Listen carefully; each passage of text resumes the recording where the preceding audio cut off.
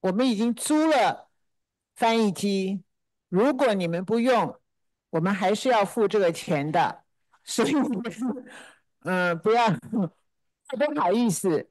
本来他们的习惯是要押证件，可是我们跟他们说，我们希望不要押证件，所以他们同意了。就请各位，如果你觉得用了翻译机听得更清楚的话，就请你到门口去，快快的到门口去签一个名，留一个记录，然后用翻译机。第二个是跟各位报告，就是我们的茶水间在7楼，如果您带了您自己的水杯，可以到7楼去接水，谢谢哦。淋水，请他们要付一点水杯。刚才有说，对，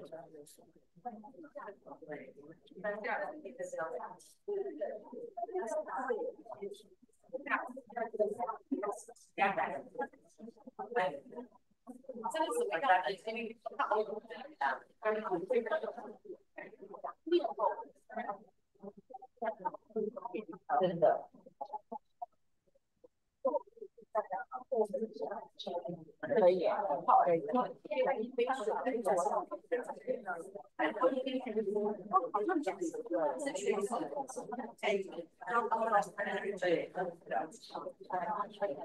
不然我拿。你其他的地方，你其他的拿，你是选到。对，我先放下。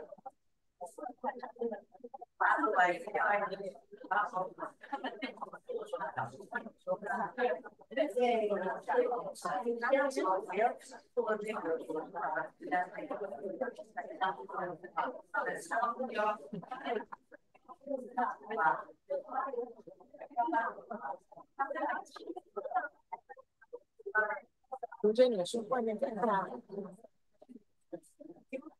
有吗？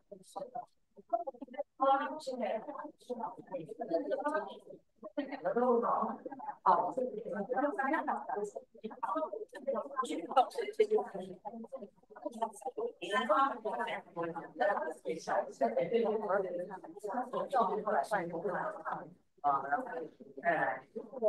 你是什么有名？是我的。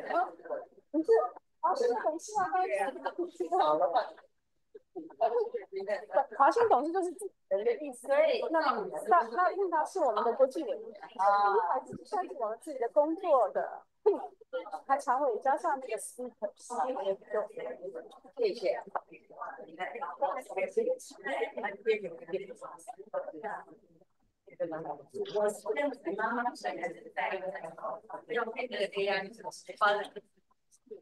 他知道他辛苦了吗？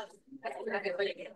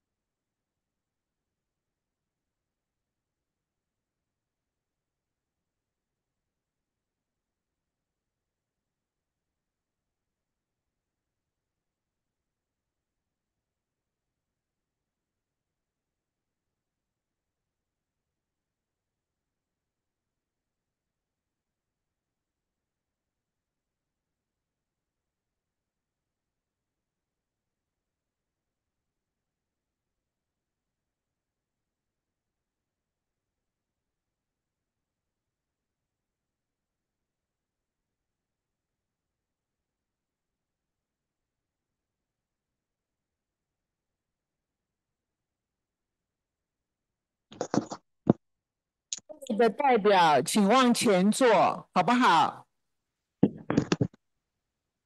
我们第3排的保留席是给合办单位的代表的。我们今天有没有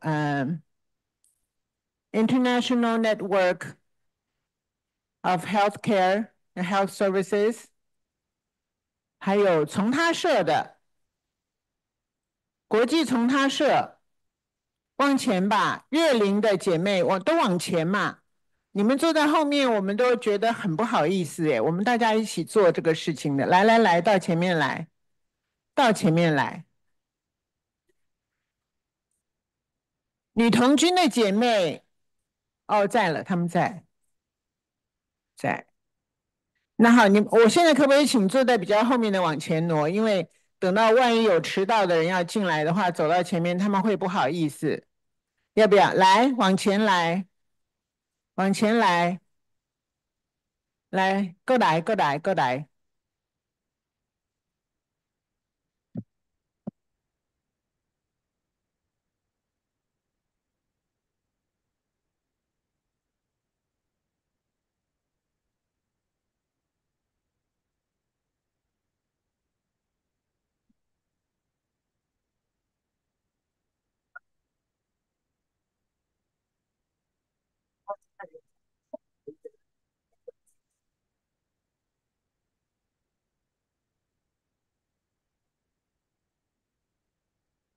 泡面质量可以。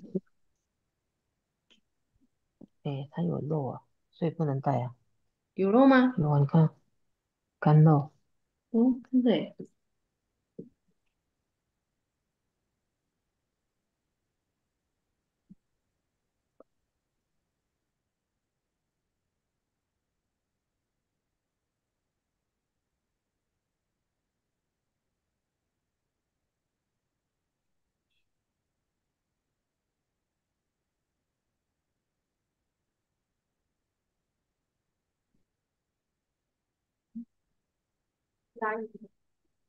这个不是好高，这个镜头超远。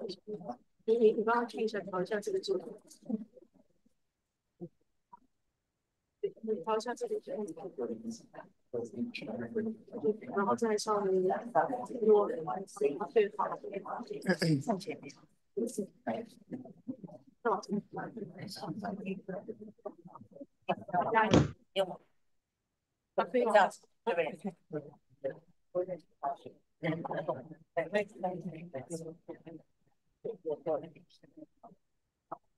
Good morning. On behalf of National Women's League of ROC Taiwan, I would like to extend our earnest welcome to all the participants from different NGOs, NPOs, academic institutions, hospitals, and social enterprises that are here in Mayling Hall, online from Taiwan, and overseas in the UN, in this UN NGO CSW69 Parallel Event on the subject that is essential of the caretaking industry in the coming decades in mid of 21st century, titled Application and Development of AI-Enabled Solutions in Caretaking Industry, organized by National Women's League of ROC Taiwan, co-organized with Zanta International Network of Health Promoting Hospitals and Social and Health Services, YWC of Taiwan, Girl Scouts of Taiwan, Chinese Women's Entrepreneur Association, and Chinese Elderly Long-Term Care Association. We, the members of National Women's League of ROC Taiwan, are grateful to all the co-organizers to join us for this meaningful event. Ladies and gentlemen, now may I present you the moderator of the forum, Ms. Yang Xinxin, ex-board member of Zanta International and former Taiwan representative of Agency France Press. Ms. Yang.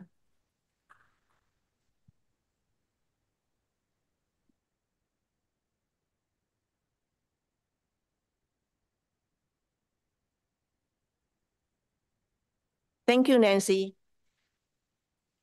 Good morning, and welcome to our CSW69 virtual and in-person parallel event entitled Application and Development of AI-Enabled Solutions in Caretaking Industry.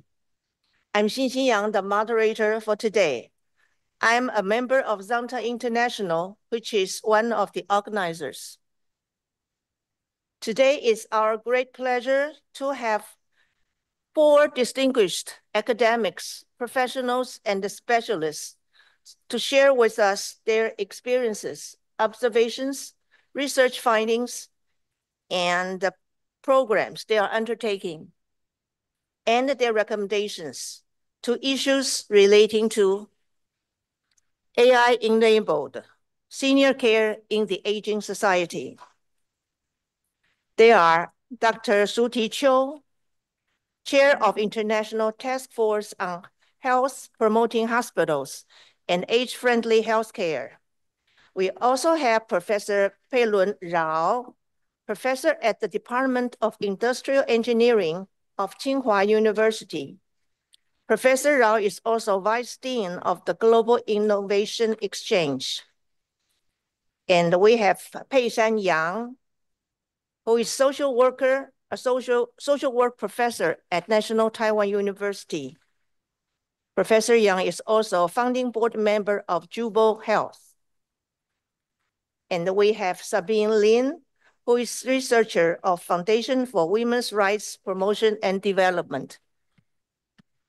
Professor Rao and Professor Yang will speak to us from Japan, where they are attending an international conference. I believe we will all be inspired, motivated, and empowered after today's program.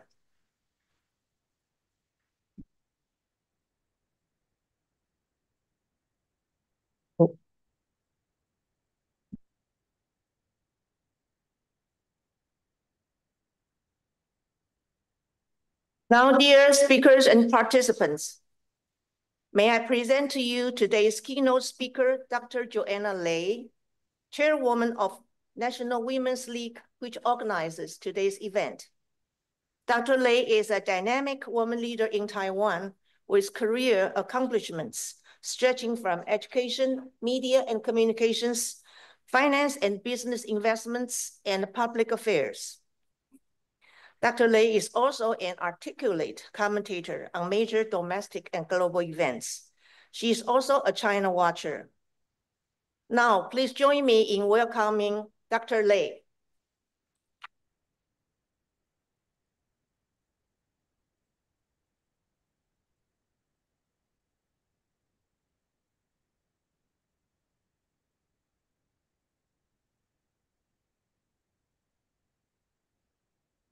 Thank you, Xinxin, for that wonderful introduction. Good morning, ladies and gentlemen, and friends here and abroad online. As we started embarking in this journey of organizing an NGO CSW69 event, which was about September last year, we picked this topic. Little did we know there would be DeepSeek and all these other developments in AI, and recently, more advancement in incorporating AI technology with all kinds of healthcare, long-term care possibilities are blazoned and presented in front of everyone. So I guess we have a little foresight, and that allowed us to be one of the most interesting topics of this year's NGO CSW69. Let me do a little bit about the lay of the land, because there are a lot of discussions about technical developments, medical applications, but we're trying to look at how this new world can enhance well-being of everyone, and that would involve the roles of government, enterprises, MBO, NGOs, and social enterprises, so that the development will eventually be a tool to deliver better care, imagine better society for all of us as we are aging as well. So let me start from my question. I prompted my AI, and asked them to give me a picture of a typical perception of elderly in long-term care. And this is the picture it drew us. And that is not a picture we'd like to see when we grow old. There are 3 common misperceptions. Families should take care of their own elders. Long-term care is only for the very old and frail. And aging means losing independence and quality of life. And this picture probably presents the combination of that 3 misperceptions. But with all these promises that we're seeing now, we'd like to ask, AI promises, is this what you have in mind? Let me try to play this.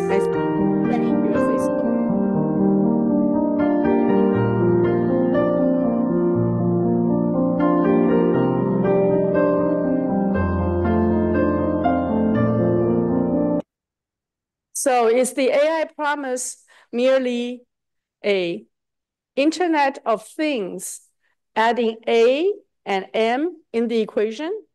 Is it an AI connected world of AI of medical things? This is oftentimes the way we see it. But let's go back a little bit about the development of AI in long-term care. It actually started from the automation and a lot of development in digital era for the healthcare industry. And primarily, there are 3 or 4 major things. Initially, it started giving administrative support, making scheduling and health delivery management system easier for the people who are in the healthcare industry. Then it gradually involved diagnostic and analytic co-pilots, reducing the time of analysis or determination and giving greater accuracy to reduce risk. Then gradually, as we move further, you can see some development in smart monitoring and real-time insights, including robotics and natural language processing. NLP is a very big step forward. And smart monitoring devices, which give people and feedback of the real-time insights. Lastly, to me, is one of the most exciting things. It's used on companionship. A lot of the patients or elder senior citizens had little ability to communicate their own situation. Oops, it keeps moving down. Had little ability to communicate their ability, especially with professionals rendering care. So interactive, generative AI increased the social and communication functions and companionship for a lot to go forward. So these are developments from the healthcare perspective. Later on, you have a lot more development in AI and potentially some applications in long-term care. And these are probably in progress and not all have been fully applied. 4 major ones, I picked most important and salient ones. Machine learning and predictive analytic, using algorithm to analyze patient data, using AI-powered fall detection system, and anticipate reduce fall-related injuries. And these are things that with machine learning and predictive analytics enhance the ability for us to render those. Then computer vision and robotics, the robotic caregivers, especially the ones with some kind of a human form, can assist with mobility, hygiene, and companionship. Facial recognition ensures and enhances the understanding to give general and personalized cares simultaneously and to enhance security. Then the development in natural language processing, NLP, and chatbots give people a sense of having some kind of a companion. If you have a box in your home, you probably have already been talking and chatting with your box. And imagine in the future, it take probably a human form, will have more personable communication. It also enables voice-activated communication for people to command the environment and get medical needs when necessary.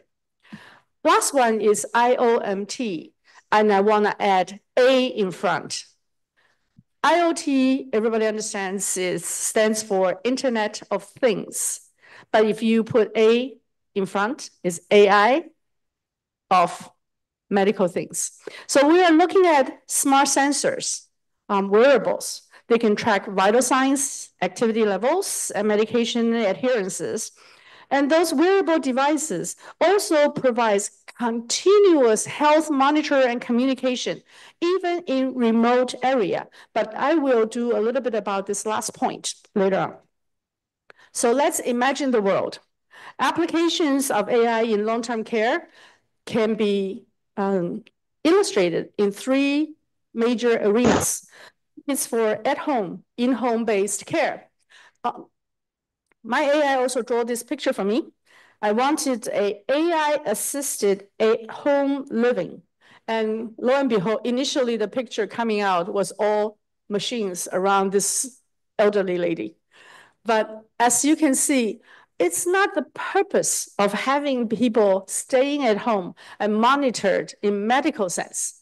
It is to have assisted living, let that person receive quality care and even timely communication with the help of AI. So there are 3 major things that could be used: remote patient monitoring, integrate wearables, because we have a lot of wearables. How many of you have wearables? Like your watch, monitoring your heartbeat and every aspects.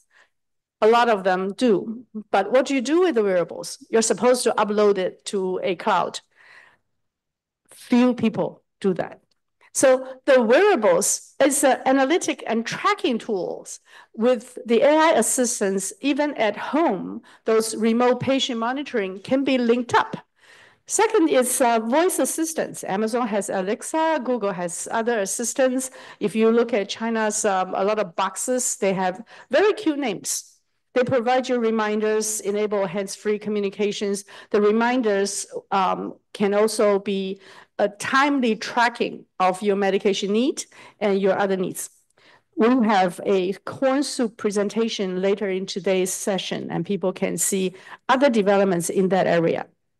Then telehealth and AI triage is critical in optimizing the time difference when emergency happens. They can reduce unnecessary hospital visits, but they can also give you very timely diagnostic if necessary.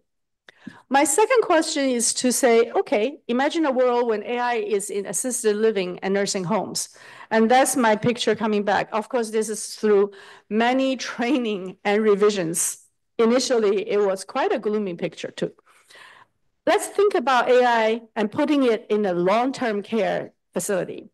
In assisted living and nursing homes, automated medication dispensers can prevent dosage errors and enhance medication adherence.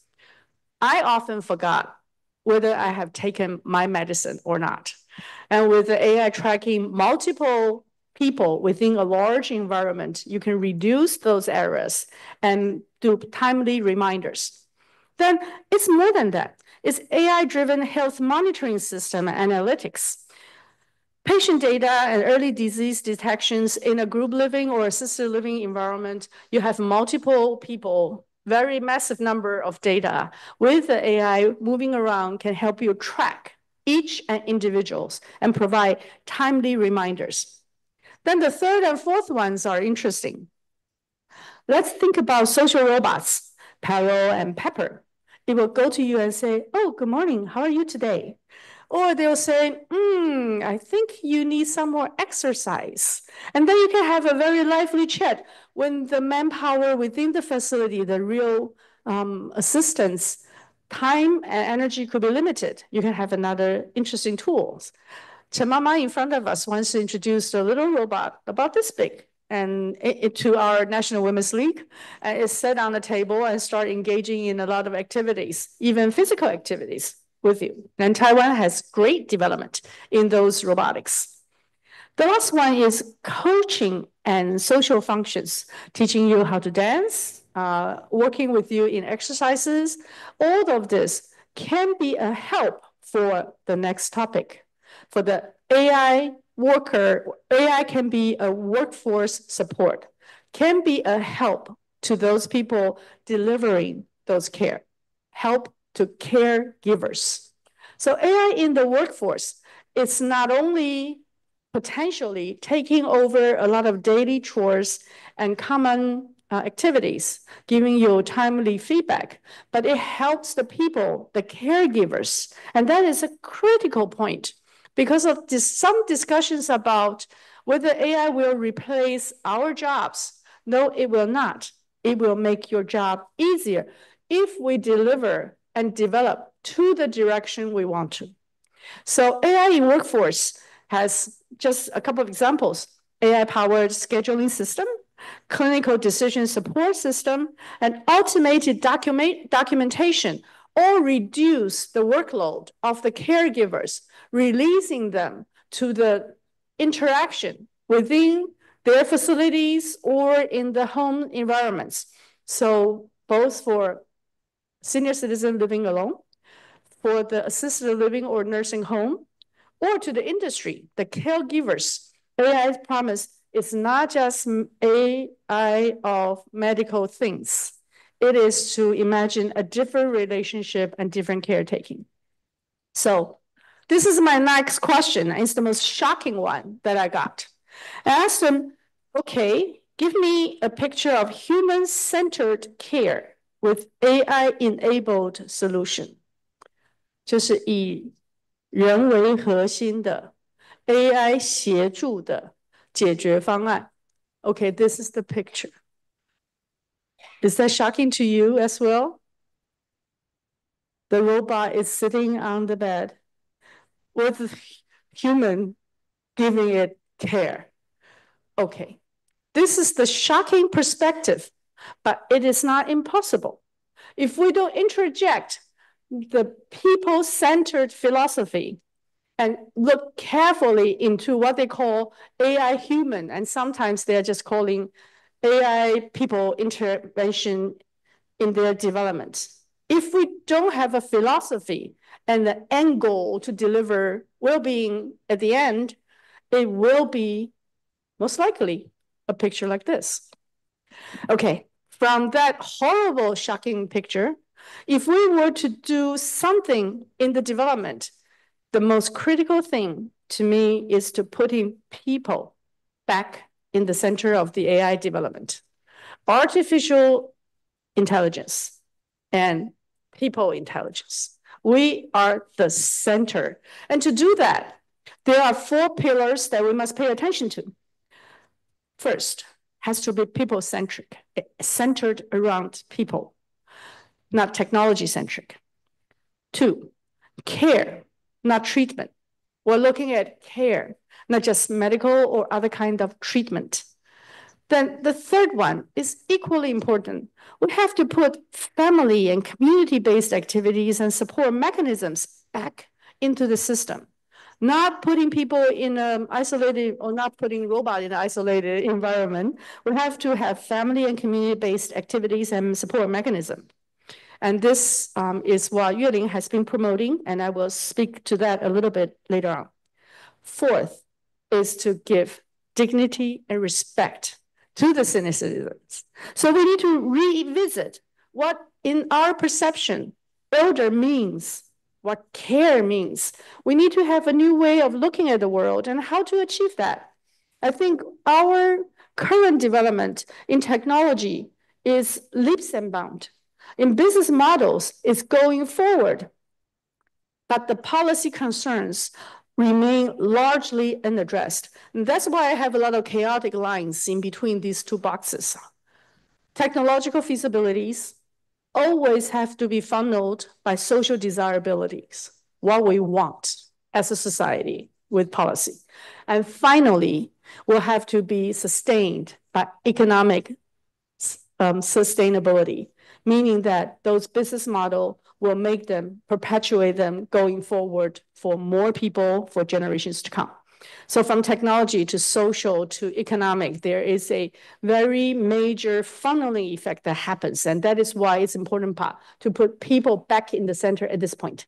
Technology development is a lot. And today we have Rao Pei-Wen to feature exoskeletons. And you will hear very exciting presentation from him. And he's currently in Japan. we also have newly developed mental health assistance tools to give personalized cognitive therapies. We have more enhanced data security and data management systems to provide protection in privacy. And then a lot of new business models testing AI-human collaborations. And these are happening as we speak. And we have quite a lot of businesses doing different kinds of experiments. But the policy concerns are plenty. So let me just iterate them one by one.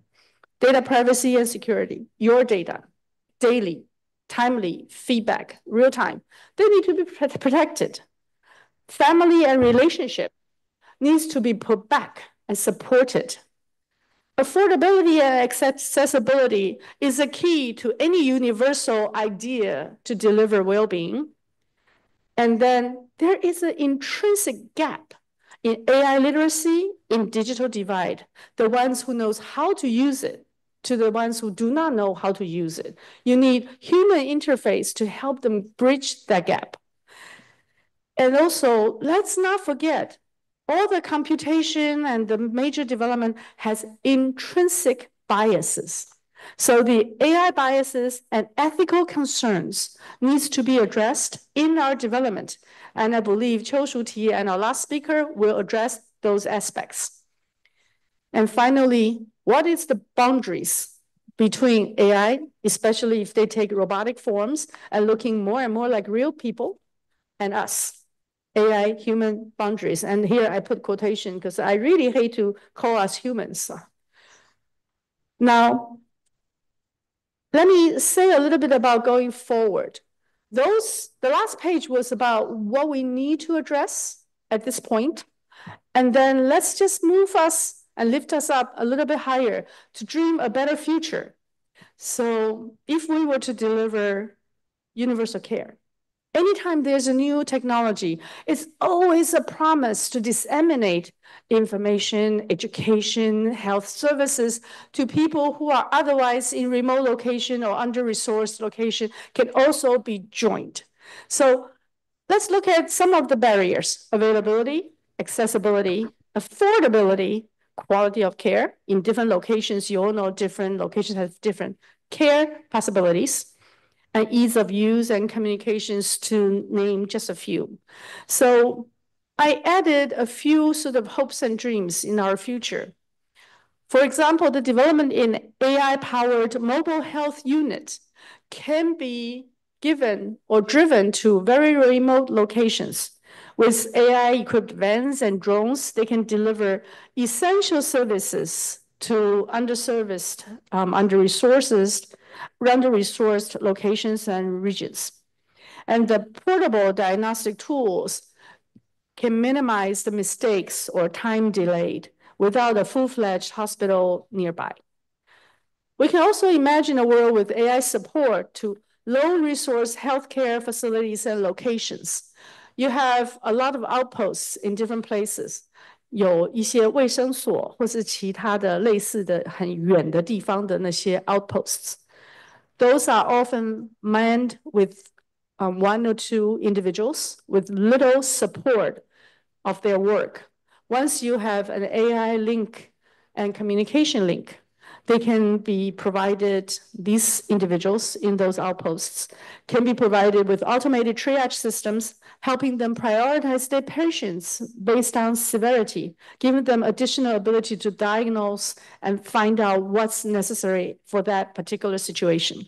AI can assist healthcare workers with limited training in remote clinics, so they can be brought into the same level, at least same level of knowledge with their colleagues in other places.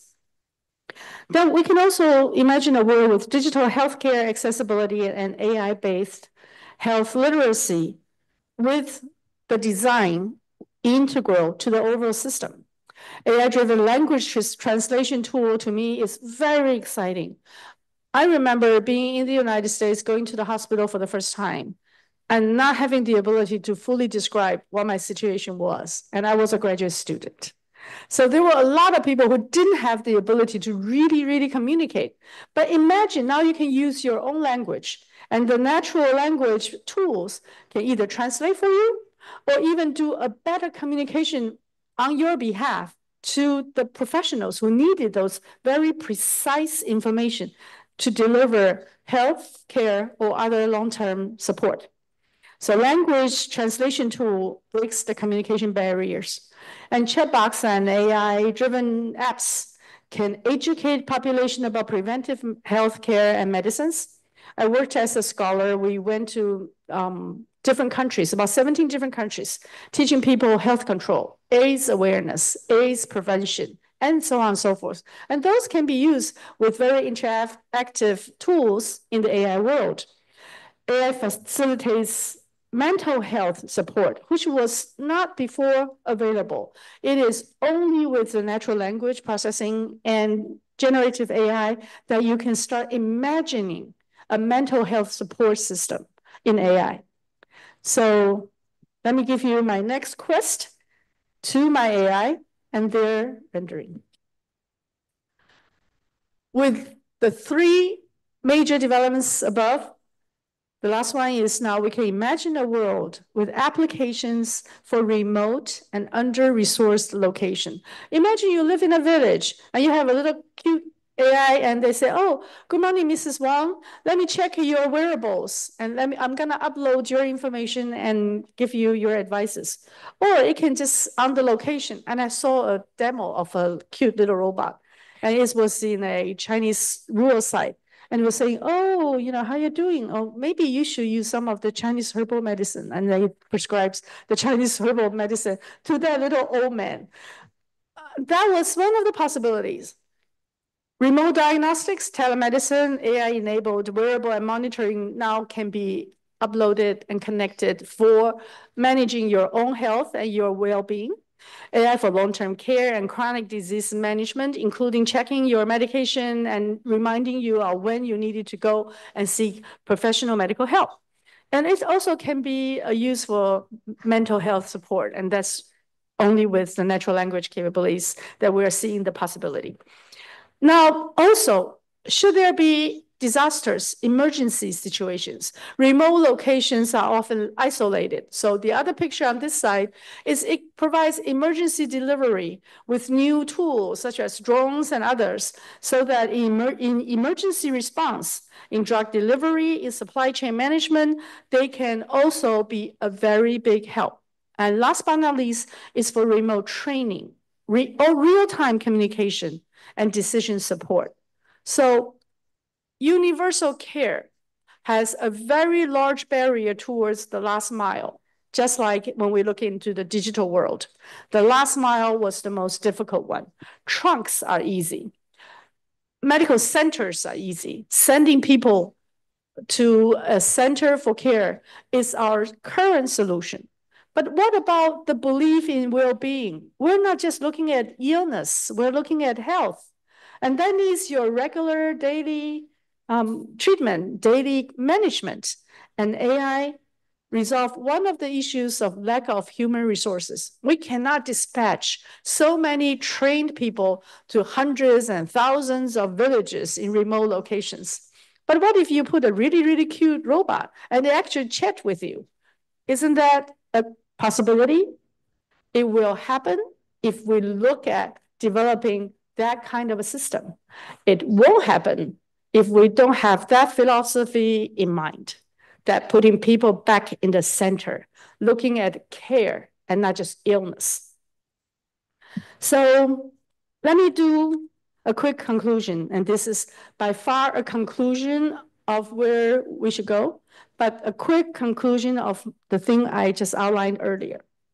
It takes caretaking industry, elderly community, and senior citizenship, these 3 elements working together to develop new business and caregiving models with AI promises, AI as a promise, not as a center of our development. For the caretaking industry, we need to develop sustainable business model with different kinds of imagination of what our interaction with AI should be. I'm using the picture on the left to describe a model that's currently in exercise and in experiment. It's a technology company. They developed platforms. Then they connected hospitals and professional societies with human in their dispatching systems. They send assistants. Now time we have helpers sent to the homes. In our healthcare systems, we have relief workers sent to the homes. 我们有很多的家服员 to deliver home care. But in that system, the home caregivers are trained to use their monitors. When they go to the home, they help upload the data and then download the potential advices and help the elderly or senior citizen to what they need to do. So if you look at this caregiver on the left, it is what we envision, an AI-empowered caregiver connected with the business model of caregiving industry. And they connect with the medical and other health providers to create a vertical link from top to bottom. So that's one of the models that I saw I thought was very exciting. Then we need to also reimagine elderly community. And I was corrected. I forgot to correct this. The community was mostly people my age or older, because I have a 敬老卡嘛, so I'm officially an elder person in Taiwan. We need to look at a new way of imagining our life. Yueling has been promoting the third family, which is the one on the right-hand side. You create your own community. The first family is where you're born into. The second family is where you have children and you take care of others. But as people gradually age, you need to create your own community with families, friends, support systems, with people around you. And now we call it the third family, and lots of people and lots of places are actually promoting that idea. Build your own network so that your community is not alone, but it's supported by AI. I put a little AI on top. So when you get together, you can have education, social functions. You can check each other's vital signs, check your wearables, and do a lot of things together with the assistance of AI, not centered around AI. Last but not least is looking at what senior citizenship is really about. We have to capitalize on this new technology and new capability to enhance active living through skill enhancement, like I cannot draw, but now I have all the pictures showing you. Through skill enhancements, workplace adaptation, physical therapy, training, community engagement and volunteering, and so on and so forth. All in all, it helps senior citizens to stay engaged at home, in workplace, and with society. So this is what I mean. From the initial gloomy picture of what senior citizens look like in a society, and oftentimes we'll look at that and look at those people as problem to solve.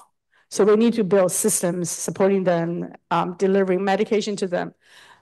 They were seen as something that we need to collectively resolve and solve. But what if we imagine a new way of life to extend the period of your active activities, active participation in society, active contribution to other generations? So the first man is like me. I was working on my computer, trying to generate all these pictures for today.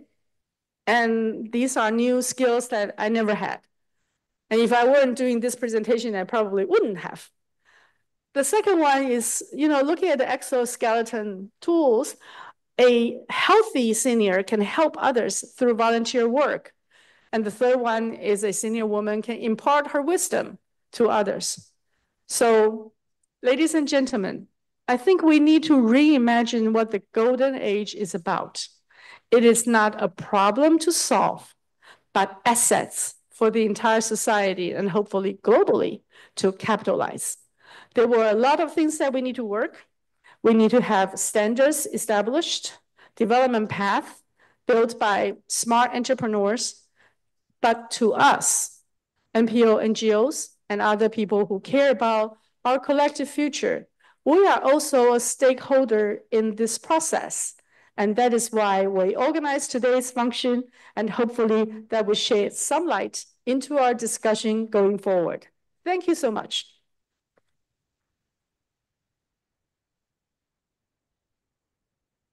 Thank you, Dr. Lei, for giving us such an insightful overview on the healthcare and caregiving sectors, and telling us prospects for the enhancement of active aging through AI devices with human factors and the promotion of third family.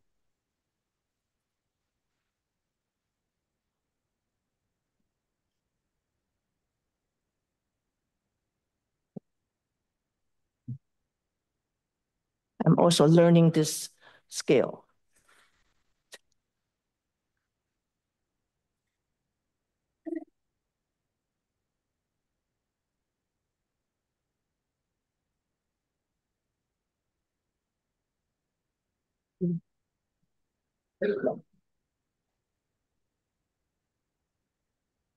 Bear with me, please.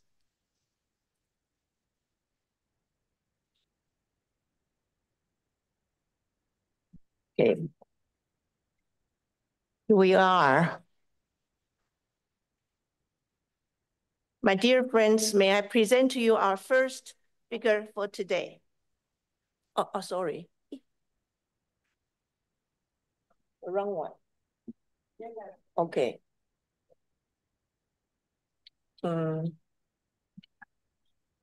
Okay. Thank God. Now, my dear friends, may I present to you our first speaker for today, Dr. Shuti Cho. Dr. Cho is a globally recognized expert in evidence-based public health. She developed the largest network of health-promoting hospitals and the first age-friendly healthcare recognition program in the world. Our topic today is AI-enabled community-based health service system towards healthy aging for all. Now let's welcome Dr. Cho.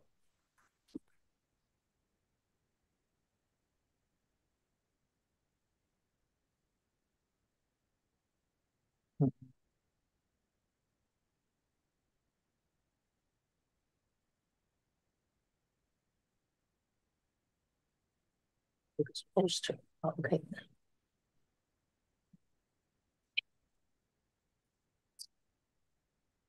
Thank you, Moderator Yang, for your kind introduction. And dear the Honorable Chairperson Lei and Honorable guests, ladies and gentlemen, and dear colleagues, I'm Professor Shuti Cho.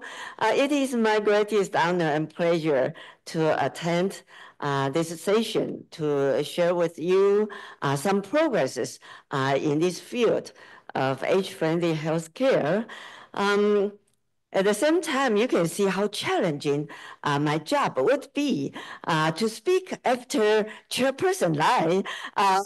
She brought us the very rich, very dynamic, high-tech, yet also high-touch presentation, which is very fruitful and educational.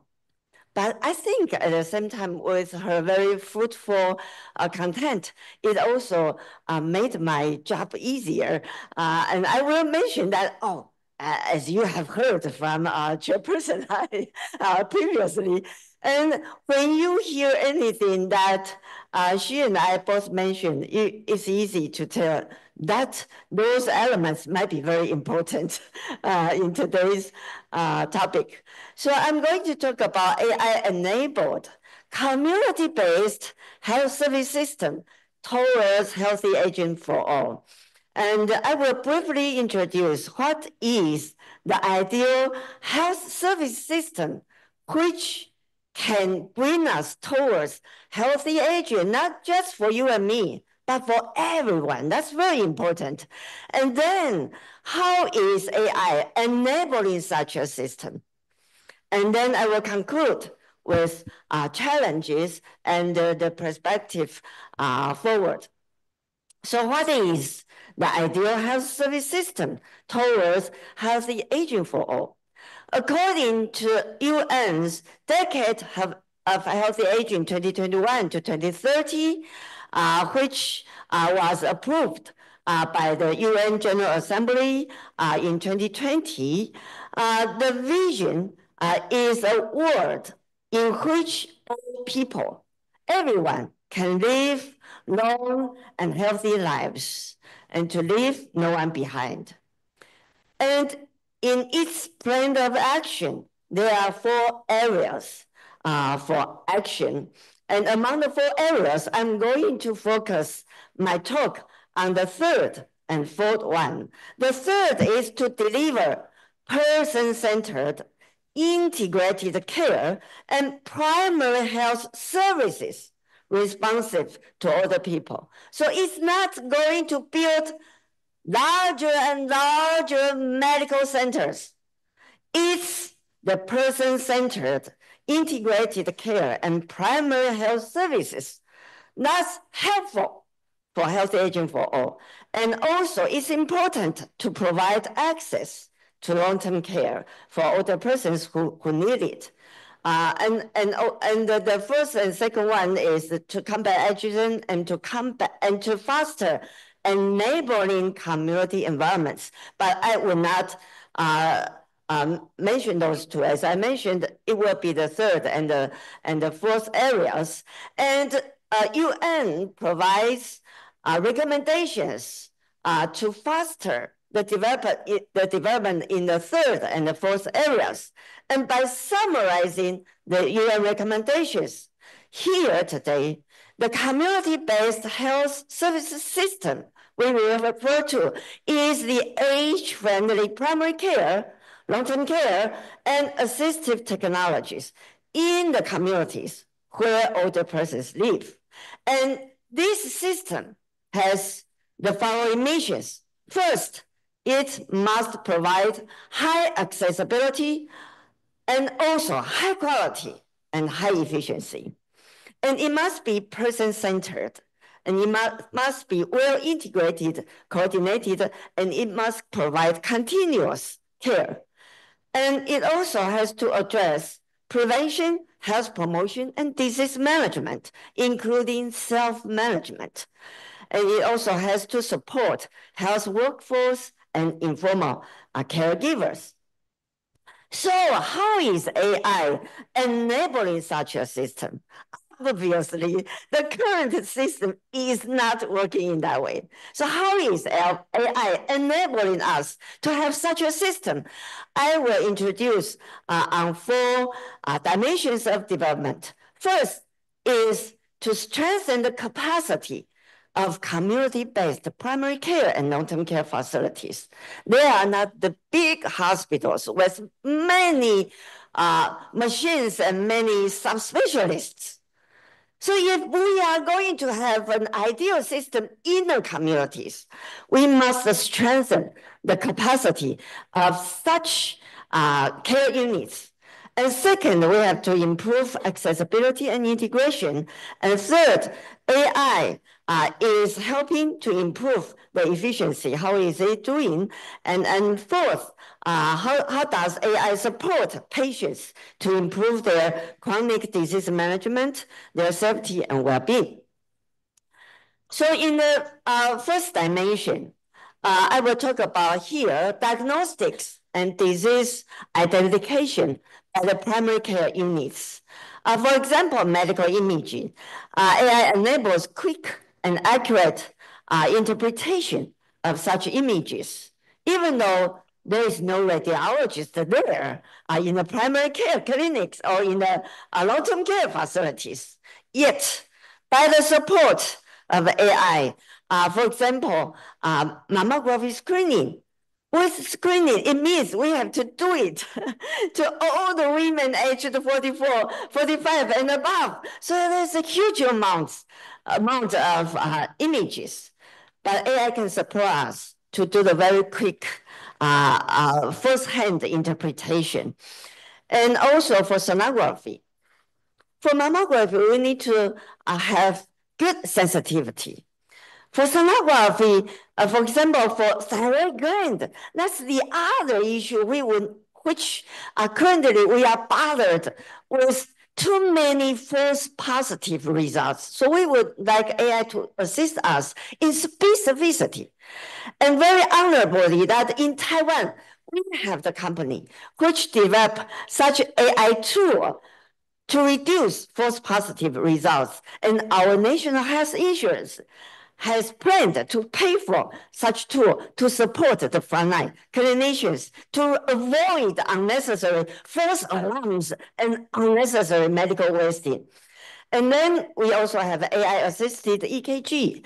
You can use that in the long-term care facilities. When the patient has some emergency situation, you can have a quick assistance.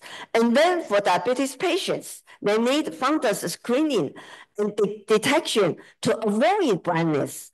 And this has to be done to every diabetic patient. And again, currently AI has such a tool to help us. So in the US, Food Drug and Agency, they already listed more than 1,000 such products, and 3/4 are the development in radiology, and 1/10 is in cardiovascular health. For example, the detection of arrhythmia. And regarding the second thing in the first part is the clinical decision support. And according to this very recent scoping review, it looked at artificial intelligence-based clinical decision support system in primary care. How is it helping the primary care physicians? And it shows that 3 among 5 studies showed that it's effective in enhancing diagnosis, treatment, and adherence to guidelines. So our primary care physicians can make the treatment plan according to guidelines. This will greatly improve quality of care in the primary care level. And it also helps physicians inform their patient better. And it also help coordinate care and reduce time for chart reviewing. And regarding support for prevention and health promotion, AI helps us in doing fertility risk assessment and full risk assessment. And also it helps remind cancer screening. So who are the patients we should arrange for cancer screening? And they can also help scheduling and the communication with those patients who should do the screening. And then regarding accessibility and integration, I will not go into details. You know that telehealth, telemedicine currently are widely adopted, especially after the pandemic. And actually in Taiwan, our national health system is promoting hospital at homes, which means to treat pneumonia or urinary tract infection without hospitalizing the patients. We can treat them at home or at the long-term care facilities. But with AI-assisted telemonitoring, we can do it more in a safer manner. And then regarding improving efficiency, actually AI can support clinical documentation and child records. So save a lot of time for frontline people. And it also can support resource optimization in long-term care facilities, such as to optimize staffing, resource allocation, and workflow in long-term care facilities to improve efficiency and patient outcomes. And also it can support revenue cycle management and supply chain optimization, although with more complex job that AI may support us. We also need to be cautious about more pitfalls behind the screen. And then in the patient's side, AI can support patients to improve chronic disease management, safety, and well-being. I think you are very familiar with that. For example, AI-driven medication management to remind the patients to take their pills on time and with correct dosage, and then blood pressure, blood sugar monitoring for arrhythmia, chatbot for emotional support, and also currently, because our evidence show that these can improve cognitive function, so that there are developments in AI for cognitive training and rehabilitation, for example. And then the challenges and the way forward. About the market, the healthcare AI market is expected to grow 1.5-fold per year. So within 10 years, there might be 40 times growth in market. And the current leading market is in North America, but Asia Pacific regions such as China and India, the markets are rapidly growing too. However, we will hope that in addition to be person-centered, we also would like the AI to develop in the manner which match our needs, and also to develop based on currently available evidence, and to generate evidence further.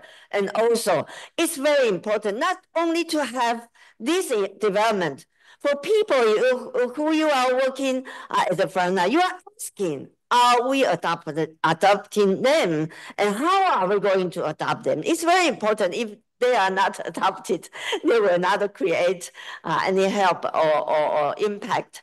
And so, for example, this issue of the Lancet Digital Health, which is the #1 journal in medical informatics, to celebrate World Women's Day, they pick up the theme about how will AI accelerate gender equality in health.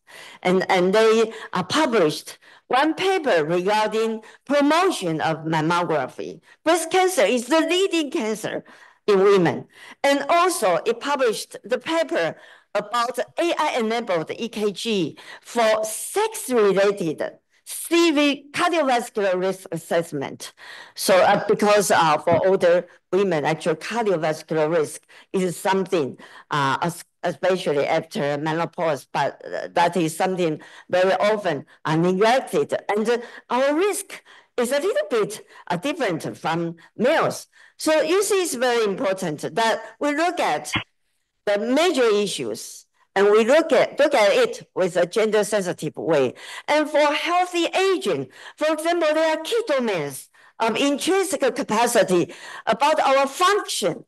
So vitality, mobility, mental well-being, cognitive capacity, hearing, and visual capacity. These are the important areas. And for preventing disabilities, for example, I've mentioned cancer, cardiovascular health. These are non-communicable diseases. And also prevention of falls is also very important. And for health promotion, physical activity, nutrition, and oral health. These are the very important areas. So we hope AI development there's a brain to direct where should we go to, and how are we going to help people. And then for evidence-based development, for example, for fall prevention, fall risk assessment, AI is doing a good job. Fall prevention is multidimensional. So in addition, for persons, individuals, it's important to have gait and balance training. And then environments are important. We need to do home-based assessment and modification. And then we need pay attention to medical system about medications. So it's a multifactorial intervention. However, in the AI development, fall risk assessment is doing pretty well. But then there are a lot of efforts for detection, thousands of publications. And then in a recent article reviewing on what to do for fall prevention, it focuses on individuals, not on, it neglects environmental aspect. And no wonder that in a recent review for the World Guidelines for fall prevention, in this aspect of technology, it says that current evidence does not support wearable devices for fall prevention.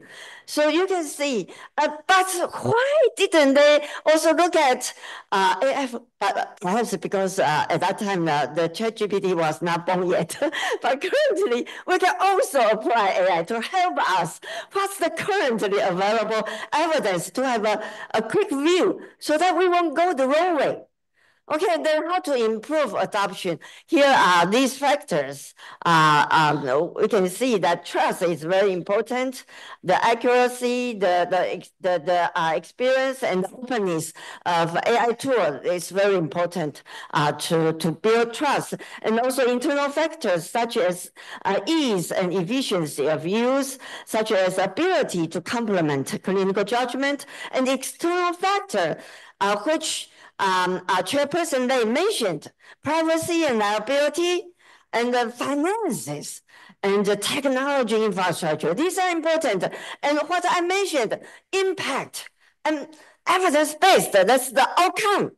Anticipated impact on our patient care, our patients, on the provider, to reduce provider burnout, to improve patient and provider relationship.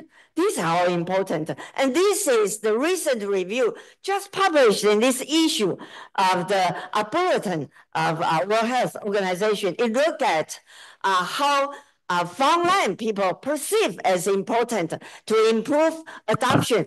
And the results just echo the previous slide I gave you. So, and it should be gender sensitive and age and culture are sensitive.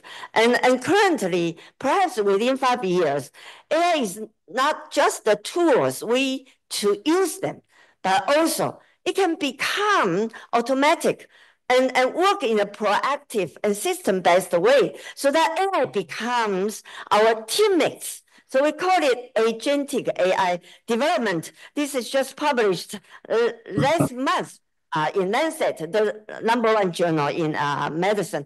And so it says that it might be able to proactively monitor our data and identify issues and to propose solutions for us. And it can track patients' conditions over time. And then it also can help us orchestrate various AI tools to improve our performance. And so in conclusion, application of AI carries high potential for improving our community-based health service system and to accelerate a healthy aging for all. But we need to develop it in a more organized, system-based way so that AI development is needs-based, is evidence-based, and it's gender, age, and culture sensitive. And we also need to accelerate frontline adoption, which will rely on better performance of AI system, transparency, trustworthiness, but also the government support, policy support on the digital infrastructure and also the financing structure. Thank you for your attention.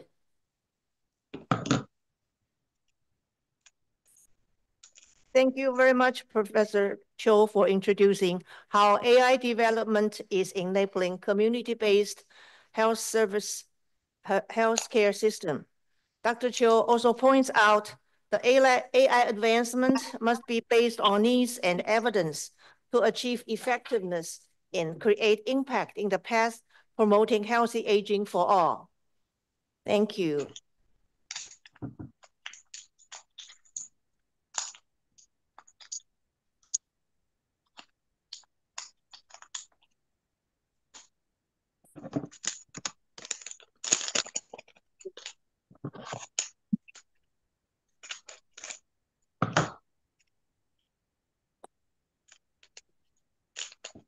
Our next speaker is Peilun Rao, engineering professor at Tsinghua University. Professor Rao focuses his research work on human-computer interaction, intelligence interaction, cross-cultural studies, and well-being design. Professor Rao will speak to us from Japan on the theme Application of AI in Elderly Care, Research and Innovation in Human Factors Engineering. Now, Professor Rao, the floor is yours.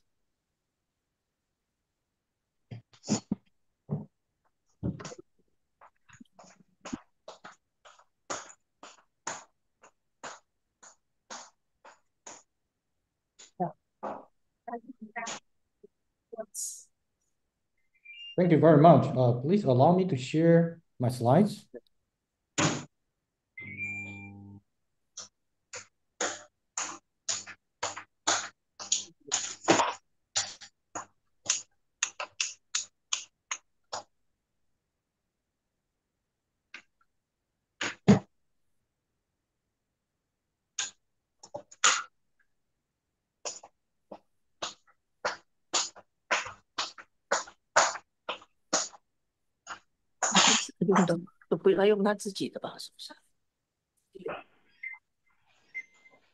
Yeah, I'd like to share my slides.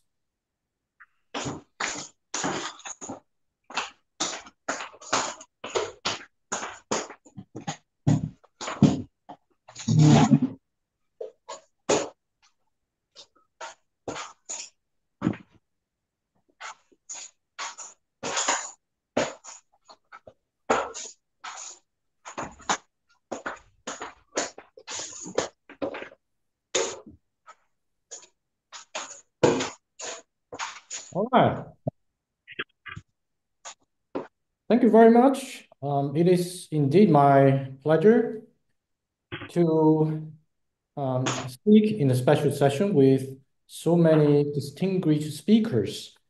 And I feel excited, and I have learned a lot from the previous two talks by Dr. Lei and Professor Chiu. I'm very energetic and very excitable. I really enjoyed them. Now it's my turn to talk about application of artificial intelligence in elderly care. And my background is human factors engineering. I work with Tsinghua University, but not the one at Tsinghua, the other one. I can introduce my research area a little bit, and I'm more than happy to hear Dr. Lei mention human-centered design or human-centered AI. This is a key word. In our area, we call it human-computer interaction. And you see we have human in front of computer, right? So in this picture, it kind of illustrates our idea. On the left side, you see human. And through interaction, through interface, we work, we collaborate, we communicate with machines. And AI either supports the interaction or embedded in a machine to understand human better, to support human. And human-centered design is not just a concept. It's a way, it's approach, methodology. So in the development process, in the development life cycle, we proactively, we actively get users involved. And in this case, we're talking about older users, older people. Here's a little introduction for the aging situation in mainland China. I think you could see, like many other developed countries, the speed of aging is very rapid, and pretty soon the proportion, the percentage of older people is getting high, is pretty high. And so there are also a lot of AI applications in elderly care here and there. 3 examples. First one, like smart monitoring and early warning. So we could use an AI-powered health monitoring system to analyze ECG data for older people. And in in the case published, it says it could successfully provide early warning for a lot of potential cardiac actions. And AI can also support health management. And there's a senior care facility implemented this AI-driven personalized nutrition plans, and that result in a 40% improvement in overall nutritional absorption. And also daily support, living assistance like robots. Yes, that's the first keyword I would like to talk today. And what are the robots for? Particularly for supporting walking. We all know the risk of falls or muscle weakness or joint stiffness, impaired balance, and so on and so forth can really influence the quality of lives. And even some chronic conditions can hinder mobility. Mobility is really important for anyone, also for older people's quality of life. And potentially more problems like loneliness or social isolation can be associated. So after decades of development, as you remember, when I saw the development of exoskeleton robots in Japan, I was very surprised. 20 years ago, or even earlier, the development of AI was limited, but the robots already, the exoskeleton robots already developed as one kind of assistive technology. Right now, with the development of AI and other new technologies, exoskeleton robots, we believe, can help older people overcome walking challenges and also reduce fall risks. And with AI, these devices, these robots can be customized to individual needs, ensuring much better, comfortable, healthy walking experience. And you probably have heard about Elon Musk is working on brain-computer interaction. What about using your brain, using my brain, to interact with robots, with exoskeleton robots? This combination could be a interesting thing, new technology, new innovation to help more older people. Let me give you what AI technologies can support, can advance exoskeleton robots. First of all, AI can continuously analyze user state. Do you have a smartwatch? If you have an Apple Watch or any smartwatch or smart bracelet, they can measure your gait, like how many steps you walk, right? And even your heart rate. And all this can be included as exoskeleton robots. Excuse me, I think there's an audience with your microphone on. The one using the Huawei device, excuse me, can you maybe notice, stay muted? Thank you very much. And the second advantage of AI technology for exoskeleton robots is personalized adaptation. AI personalizes the exoskeleton settings based on the user's body and behaviors. And also predictive maintenance. AI monitors the exoskeleton's performance and even can predict potential failures and also maintenance. By the way, I'd like to introduce a concept for you to understand this exoskeleton robots better. It's like vehicles. Vehicles like, all right, motorcycles, like cars, bus, trucks. So if you are thinking about these robots, particularly exoskeleton robots, technology-wise, these machines have motors, battery, meaning power, some gears, and computers or computing devices, chipset, of course, and sensors. So the machines technology is pretty much like those vehicles. First of all, in terms of, say, cost and price. And secondly, with the support of AI, don't forget, these devices can be connected to the internet, wireless internet. So a lot of data can be stored, collected, analyzed locally or remotely. All right, I haven't finished. There are 3 more advantages with the application of AI for exoskeleton robots. There will be increased strength and endurance. AI can adjust the exoskeleton's strength. And also collecting data, which is talking about those devices can be connected for sure. And with that data, with machine learning algorithms, AI can continuously adapt to the user's movement patterns. All right, enough of talking. Take a look. Again, think about the idea of vehicles. So cheaper ones could be like 2-wheel motorcycles, or more expensive one like 4-wheel, like say sedan, like a car. And there could be some very expensive vehicles, right? But there could be some vehicles much cheaper for certain situation or satisfy certain needs. So here you see different kinds of exoskeleton robots. So some can support regular or typical users. Some can even support people with special needs. I think in the you don't have to be an expert.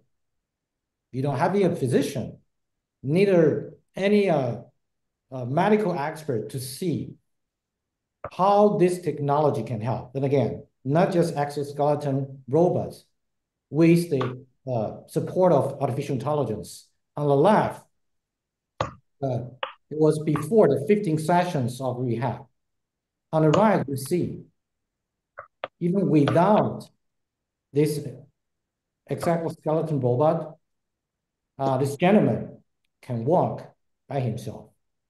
I think if you were there, witnessing and seeing people can do that, and even seeing the tears, the laughs on the face of the user and the user's family, I'm pretty sure you'll be touched. I did several times. And again, like vehicles, there are different kinds. You don't have to have a very big one, very expensive ones. There are light ones, there are simple ones. And also check the left case. The left lady, the lady walks all right, you see? You can see a lot of people actually walking around us, they're doing all right. But with this exoskeleton robot, it can be better. Why not? All right, and again, this machine, it's not like expensive, it's not like complicated. Is it right? The lighter one does not need many motors. It needs a smaller battery, less gears, and less sensors. But of course, the most important thing is AI. AI should be there. Supporting and data should be collected to support patient, family, and also physicians or any caregivers. And I talked about brain-computer interaction. Yes, on the left, you see examples. AI can help caregivers and can also help the users. Before the development of artificial intelligence, we used to do a lot of programming. We have to use coding. Otherwise, the robots will not move as we want. But right now, with development of artificial intelligence, you can just move the robot. On a lower left video, you can see the caregiver can just move the robot, and then the robot could learn what to do and help the user.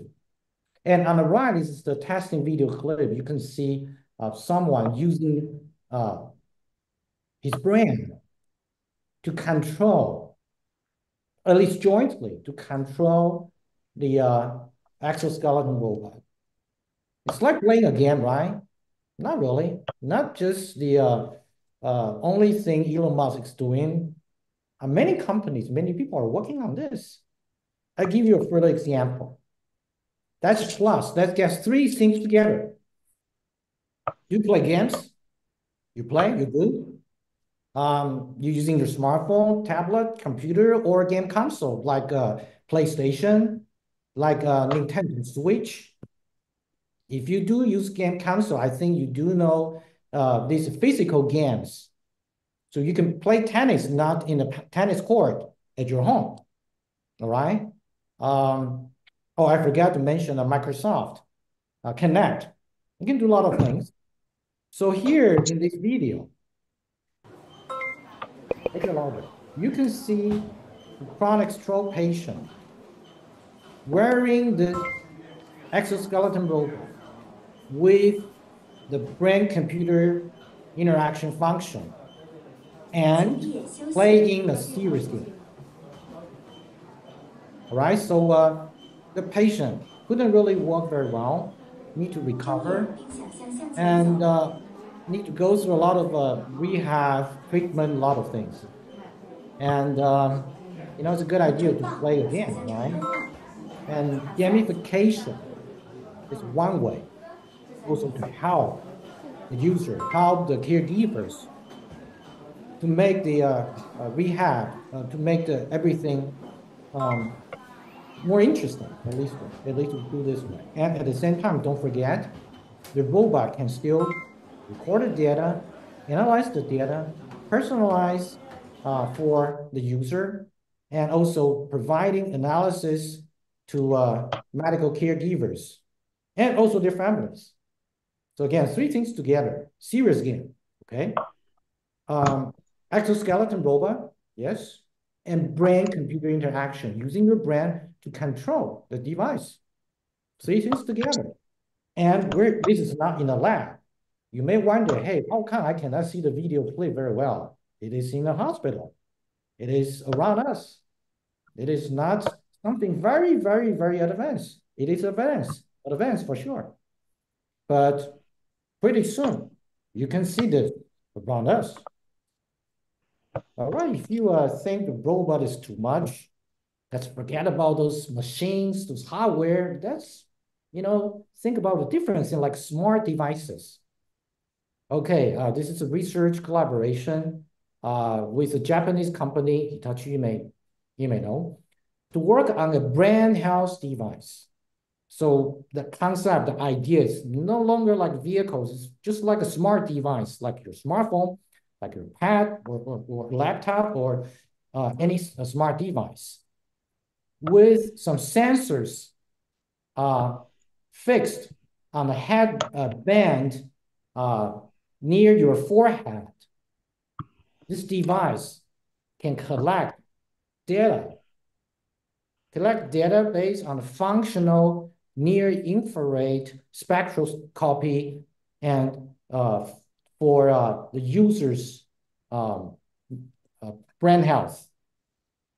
So how can AI support, first of all, data monitoring? Similar idea, right? It can do a real-time brain monitoring, monitoring of the blood oxygen level changes before people need to go to lab, go to hospital, and with a lot of sensors and machines and gather readings is not so easy for the users and neither for the physicians. But in this case, we're thinking, hey, can we have some simple device? And again, personalized intervention. All the data can be analyzed and personalized for the user. And for the user, not just recording an observation, for progress tracking and treatment and assessment. And I can show you what we did. We did some user testing. One important thing of human-centered design, human-centered technology is, again, actively involving users through the development life cycle.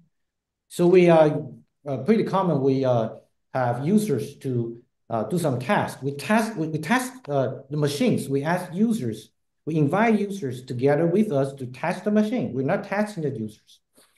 And so in this case, our users can try this device and doing some simple tasks using their brain, again, brain-computer interaction, using the brain to control, to monitor, and then the performance will be provided as feedback to the user. This is what you can see on the left side.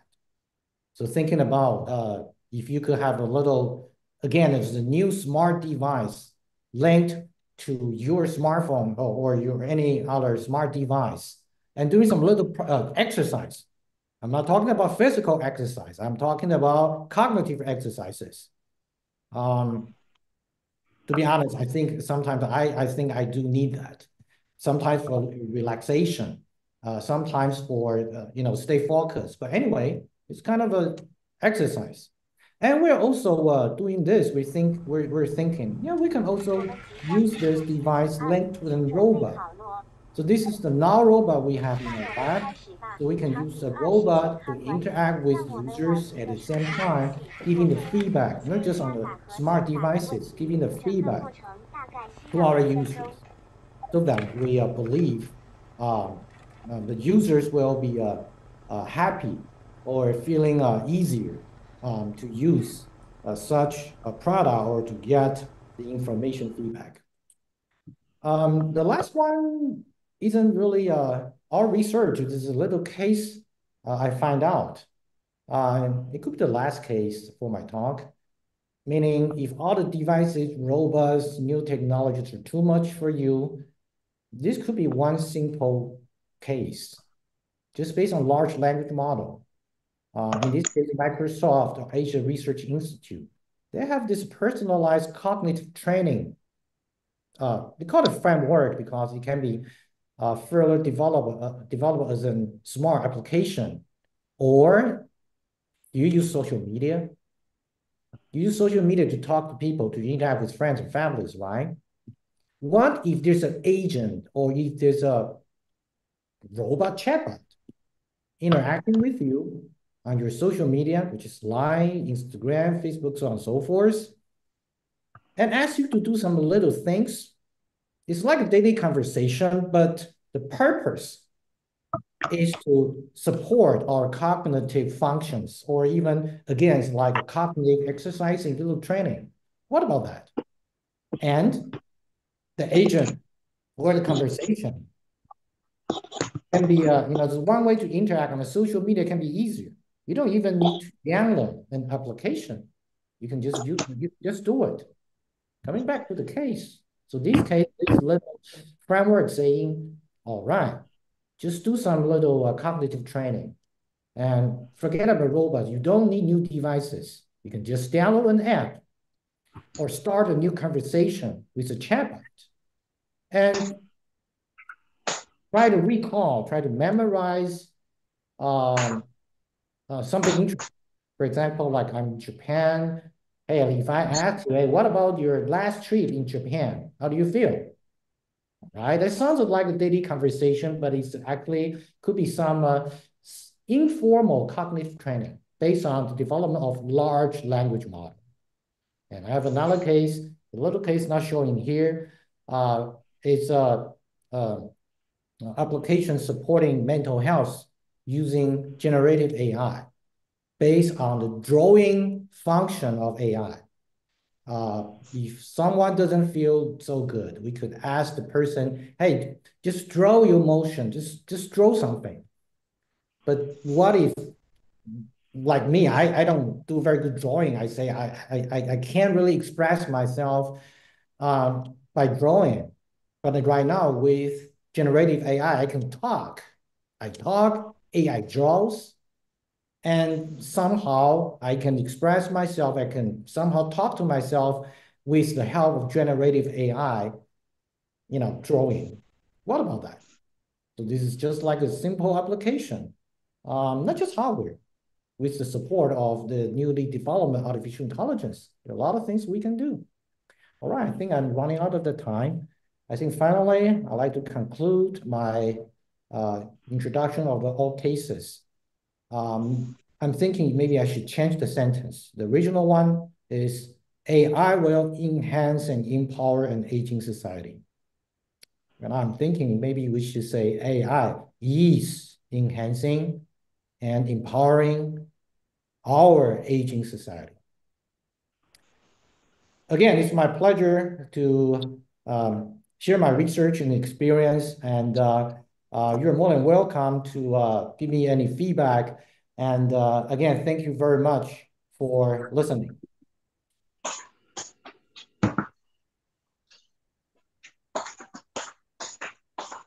Thank you, Professor Rao, for sharing with us how AI and robotics can be applied in elderly care. The two representative cases, exoskeleton robots and brain health monitors, are very impressive and informative. Thank you.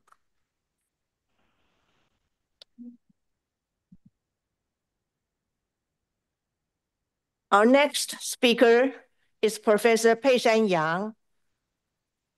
She will talk to us from Japan. Professor Yang is from the Social Work Department of National Taiwan University. She specializes in gerontology social work, community resources management, and aging and technology. Her presentation is entitled, Taiwan Can Help in Health and Care Industries, the Examples of Corn Soup Platform. Her assistants will help with the technical side. Thank you. Thank you. Can you hear me? Yes, please. Okay. Yes. Thank you, Moderator Yang. And ladies and gentlemen, I'm Peishan from National Taiwan University, Department of Social Work. I'm also here today presenting to you from Fukuoka, Japan.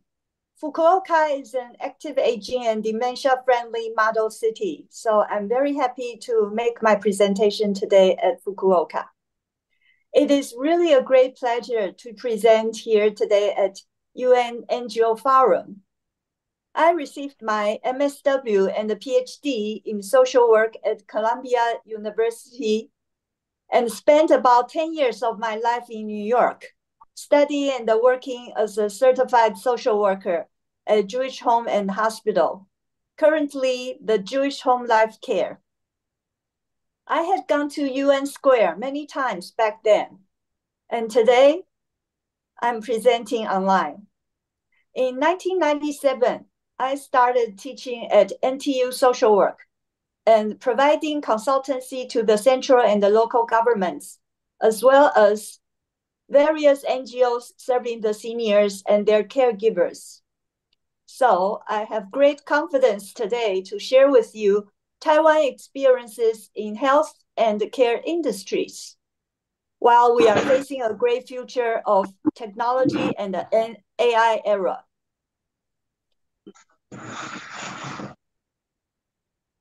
Can you see my PowerPoint?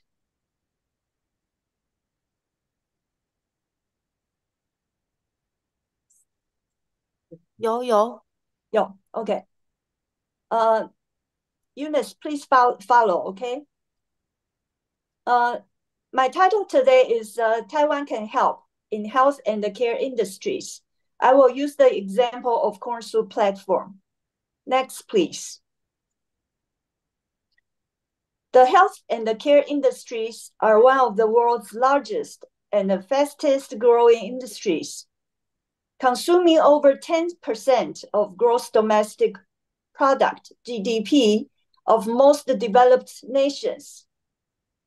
Taking the United States as an example, healthcare is the largest sector in the American economy. Please do make a note. It is not the computer or the car industries, but the healthcare industries. It represents about 17.3% of GDP, and health employs more workers than any other sector, including manufacturing. In 2022, Americans spent $4.5 trillion on healthcare. Next, please. Then we talk about healthcare in Taiwan. A national healthcare insurance system, NHI, was introduced in Taiwan in 1995, exactly 30 years ago. So we have quite a lot of experiences with an universal healthcare insurance system. NHI plus tax plus private spending equals to about 10% of Taiwan GDP.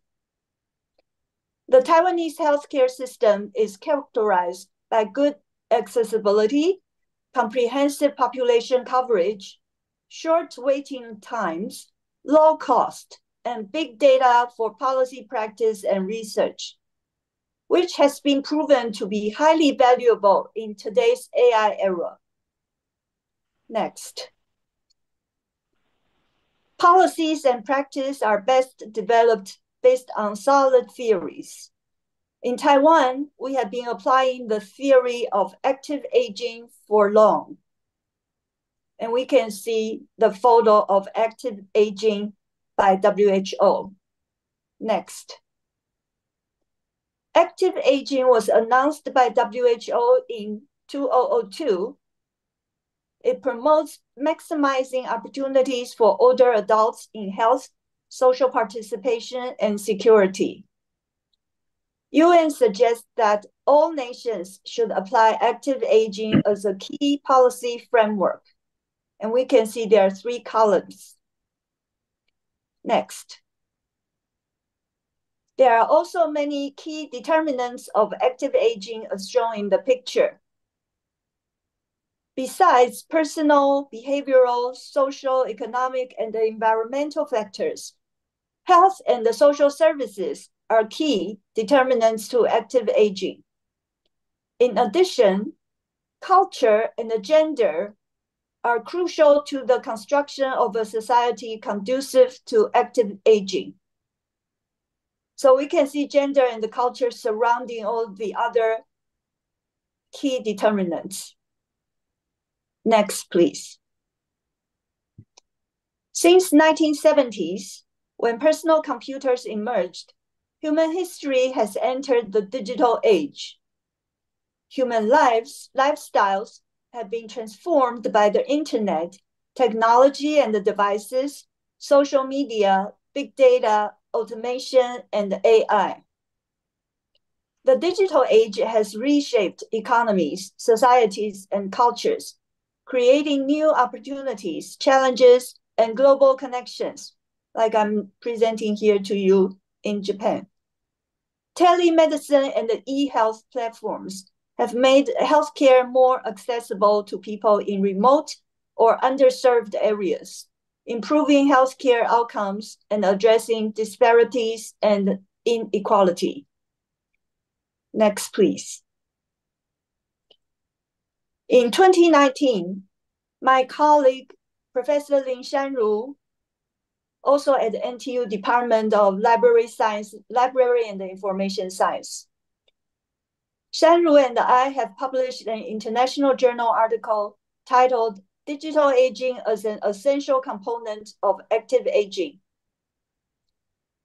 We use the method of literature review to distill 3 major components of digital aging, namely senior information literacy skills, ICT knowledge, and supportive networks and services. That was also the first time academics used the term digital aging, and we developed the term. Next, please. It is important to explore how individuals achieve active aging in information society. Next, please see the picture. We also have 3 columns, right? Next. One major strategy of the health and the care industries is to promote active aging through gerent technology. Gerent technology combines gerontology, which is the field of knowledge related to seniors or senior living, and the technology. Gerent technology tackles issues related to all the ambitions and the needs of older people in their environment and the aging process itself. Next, please. Goals of gerontology includes, but not limited to, independence, better quality of life, supportive environment, such as human architecture, equipment, and services, useful and user-friendly products and services at reasonable costs. In order to achieve the goal of reasonable costs, that is, affordability, we must upgrade availability and scale. That's the function coming in with all the private producers. It means that we need more and the bigger service and product providers, producers and providers in the global health and the care market. And Taiwan cannot miss the market. Next. Let's see some applications in gerent technology and the related industries, such as sports and fitness, healthcare, housing, employment and work. We sometimes call workplace adaptability, mobility and transportation. Previous speakers have used the term assistive technology, information and communication, etc., etc. Besides individual devices, more important is how to build integrated application platforms and systems, or the so-called supply chains. And we all know that is the strength of Taiwan suppliers, because Taiwan is a small country and we have very closely knit networks. Next, please. Taiwan has been hosting many major business exhibitions in recent years. Please see some photos taken at the 2024 Taipei Care Expo. Such major exhibitions are very influential for good business returns. And of course, it was also a lot of fun for us. We see many, many friends locally and internationally. Next, please. Now I'm going to introduce to you Dynalab. The founder and the CEO of Dynalab, President Fisher Lee, I hope he has joined us today. Is Fisher online? Yes. Okay, can you please wave to us? Hello. And I'm gonna say a few words first. Since 1987, Dynalab has successfully served Taiwan and Japanese markets with Dynafund products. 就是我们大家都有用过的华康自行。Since 2001, Dynalab started to provide corn soup service platform, now welcomed by Japan, Denmark, Finland, Germany, and other developing markets. Dynalab works with many partners to make the world safer and happier. Fisher always says that the happiness of people has been his primary concern while he invents the platform of corn soup. Next, I'm going to invite Fisher to explain to you what corn soup is. Fisher, please take the floor. Thank you, Dr. Yang.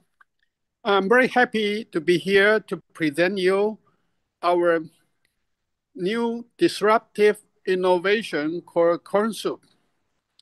The reason we call it corn soup because I'm always hungry, like Steve. The picture here shows an elderly lady watch our corn soup through a big panel. And through this big panel, we can integrate multiple services to the TV. I'm now in Yamaguchi-ken, working with one of the largest retail stores here. We plan to support the senior citizen from government and the private sectors. Next, please. This chart shows that a user using CornSoup could get the service from multiple dimensions, including food, clothing, housing, transportation, healthcare, and many others. Next, please. So this picture shows that elderly people can dial their fixed line telephone. Then this telephone will turn on the elderly user's television. So without adding too much hardware at all, and no need to learn new way of using appliances. So the elderly people can use the telephone, then trigger the TV, turn into a service kiosk. So once they push the button on the remote controller, then one service provider will show up on the TV. Then after a couple of minutes chatting, he or she can invite the second one to show up on TV. So this picture shows it's a three-way conference call on TV today. I just signed a contract with Nagato City in Yamaguchi-ken. It's a very small town with only 30,000 people. I signed a contract with the mayor, and they are very happy and excited to try out this in Japan. Afternoon, I'm going to meet with their superior organization. They have 1.4 million users. So I believe working with our Professor Yang, we can extend our experience in Taiwan, then to Japan, from smaller city to large metropolitan. I am eager to learn from you. The last thing I want to say is, our system could put AI engine into the server so the elderly people can dial and talk to the AI. The AI could show a graphic on TV. So perhaps Japan and Taiwan will become one of the most AI support country because of this infrastructure readiness. Thank you. Thank you, Fisher, for your wonderful dedication and your great success in Japan. Thank you. And we hope to use CornSoup platforms very soon in Taiwan. And we can all make the life easier and happier for seniors. Thank you. Thank you. Take care. After his words, let us see a short video of CornSoup so the audience can have a better understanding.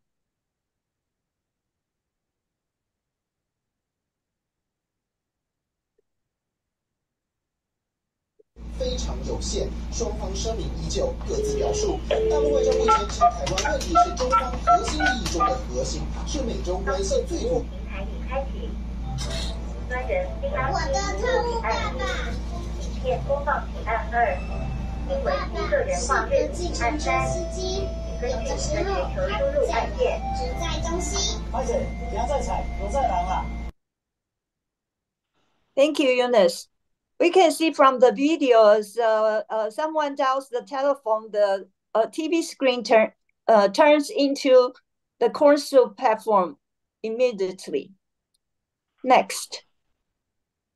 On this page, there's a link to a longer video so you can have a better understanding. Due to the time limit, we regret that we are not going to play the video. Please, dear audience, please scan the QR code. Then you may look at it later on your own. Okay? Next. Dynalab's most recent endeavors are to utilize personal health records data to tailor-make service plans for individual CornSoup users. Remember, I mentioned that our national health insurance system has created over the past 30 years huge data to make our own personal health plans. For example, a reminder to take medicine may pop up on the corn soup screen, and it won't disappear until the user finishes the medicine. But of course, all the data to be used individuals have to agree his or her data to be used. Okay, so we have to follow the privacy guidelines. Next, please. As Fisher mentioned, all the services on the Corn Soup platform will be enhanced by AI step by step. Next. Here comes my conclusion. We hope to show the world that Taiwan can help. While facing great challenges of the existing super age society, the public, private, and NGO NPO sectors in Taiwan have invested in various dimensions of the health and the care industries, and we have been working really, really hard. In the coming years, Taiwan will use our competitive advantages in technology, health, and the social care services and the health data to further enhance AI-enabled solutions, which will make huge contributions to the world. Without advancement, super age society will not just be a problem, but huge challenges and opportunities for us. With these words, I will end my presentation today. Thank you very much for your listening. Thank you.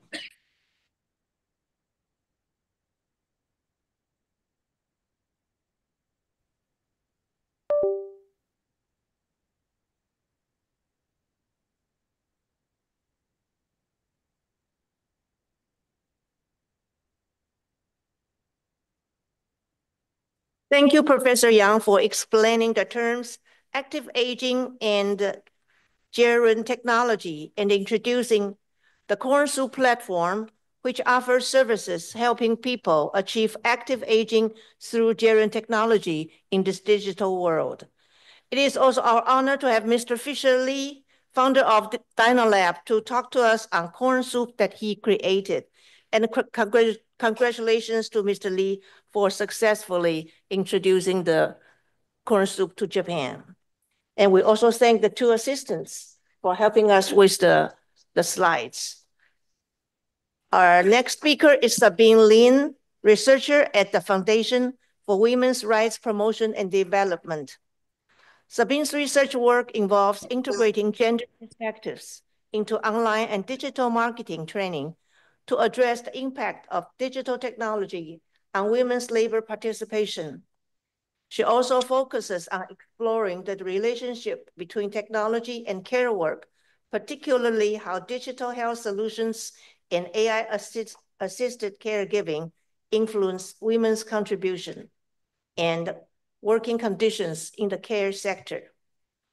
Now let's welcome Sabine Lin.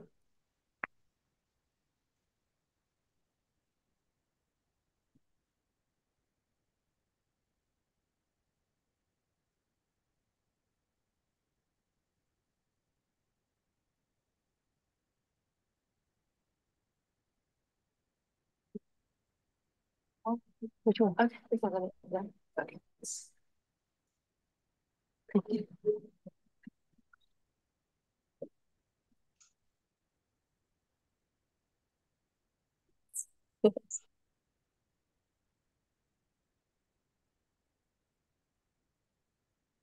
Thank you. Good day, everyone. My name is Sabine Lin, researcher of the Foundation for Women's Rights Promotion and Development.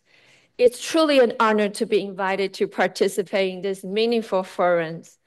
First of all,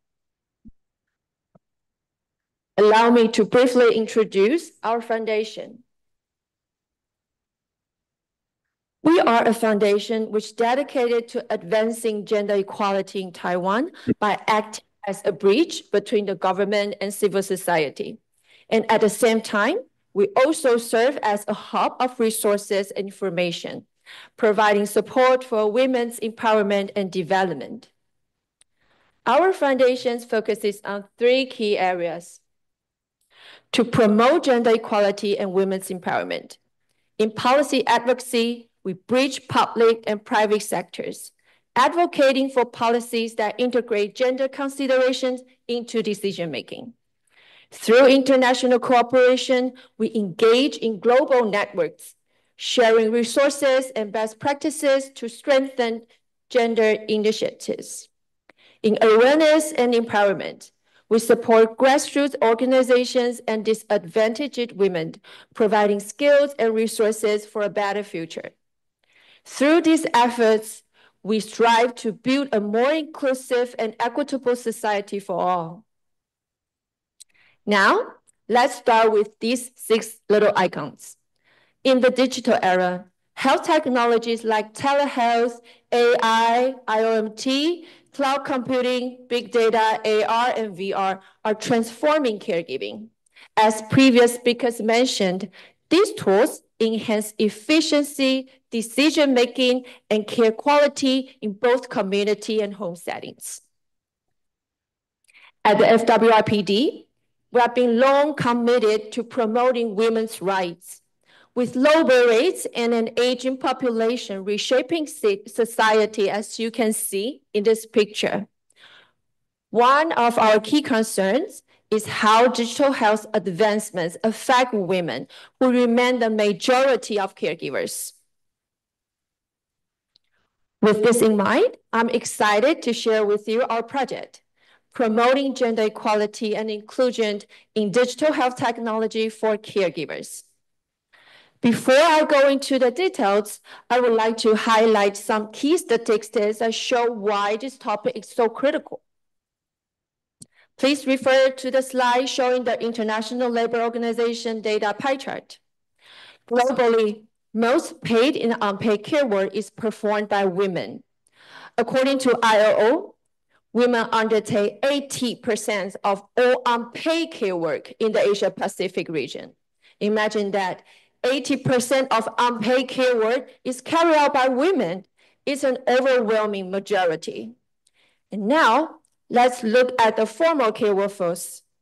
Women account for over 70% of the global health workforce, including those employed in care institutions. This means that whether in unpaid or paid capacities, women form the backbone of the caregiving sectors worldwide.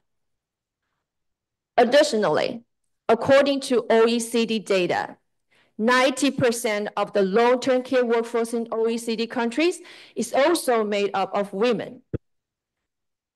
Here in Taiwan, this gender pattern of caregiving is also obvious. Women make up 60% of family caregivers in long-term care. More specifically, women form 84% of home care attendants for elderly care and 83% of nurses and nurses' aides in nursing homes. What do these numbers tell us? They show that women are the primary users of digital health technologies in caregiving. So are these innovations designed for their realities? Are they accessible? Are they inclusive? These are the questions our project seeks to address. To better understand these statistics, let me share a real-life example. So last month, I got a call from my old friend. She's a stay-at-home mom with 3 daughters. And now her youngest daughter started school, so she was finally thinking about, okay, it's my time to go back to work. But then her brother called. So their mom was showing signs of dementia, easily to forget things and making up some stories that doesn't exist. So without any discussion, her brother sent their mom to her, assuming she'll take care of it, just like every other time when their mother has health issues. So once again, her plans to return to workplace were put on hold. This isn't just her story, it's a reality for many women. We are often expected to take on the role of primary caregiver. And this is exactly what our project seeks to explore. And to achieve this, our project is guided by 3 key objectives. First, understand caregivers' needs and challenges in using digital health technologies. We want to hear directly from caregivers, both paid and unpaid, about their experiences. What are the obstacles they face? What support do they need? What will make these technologies truly useful for them? And second, to identify approaches to achieve gender equality and inclusion in digital health technologies for care work. It is not enough for technology to exist. It must be inclusive and equitable. And through this project, we aim to explore ways in which digital health solutions can be better tailored to the needs of female caregivers, ensuring that they are practical. And third, to suggest policies that improve caregivers' access to and use of digital technologies in their roles. Policymaking plays a crucial role in shaping the accessibility and effectiveness of digital health technologies. And our goal is to provide concrete research-based recommendations that can inform future policies and initiatives. To gain a comprehensive understanding of these issues, we have conducted 2 consultation interviews in 2024. With 22 participants from 13 countries, including government officials, tech developers, caregivers, and scholars. Participants were invited to share their experiences and perspectives on care work, technology development, and policy frameworks. Our interviews reveal that digital health technologies are already used in caregiving, including online appointments, teleconsultation, patient monitoring, caregiver communities, service mapping, and scheduling tools. When designed well, these technologies help caregivers access information, analyze data, and build support networks, improving their well-being and quality of care. However, despite these benefits, several barriers also hinder caregivers' adoption of digital health technologies. First, many caregivers struggle with low digital literacies and skills, making it difficult for them to adopt new technologies and limiting their ability to benefit from digital health tools. And second, even when caregivers try to use these tools, their complexity and lack of design for caregivers create challenges. Without sufficient support, caregivers may feel discouraged and abandon these tools. Third, cost. Cost remains a significant barrier.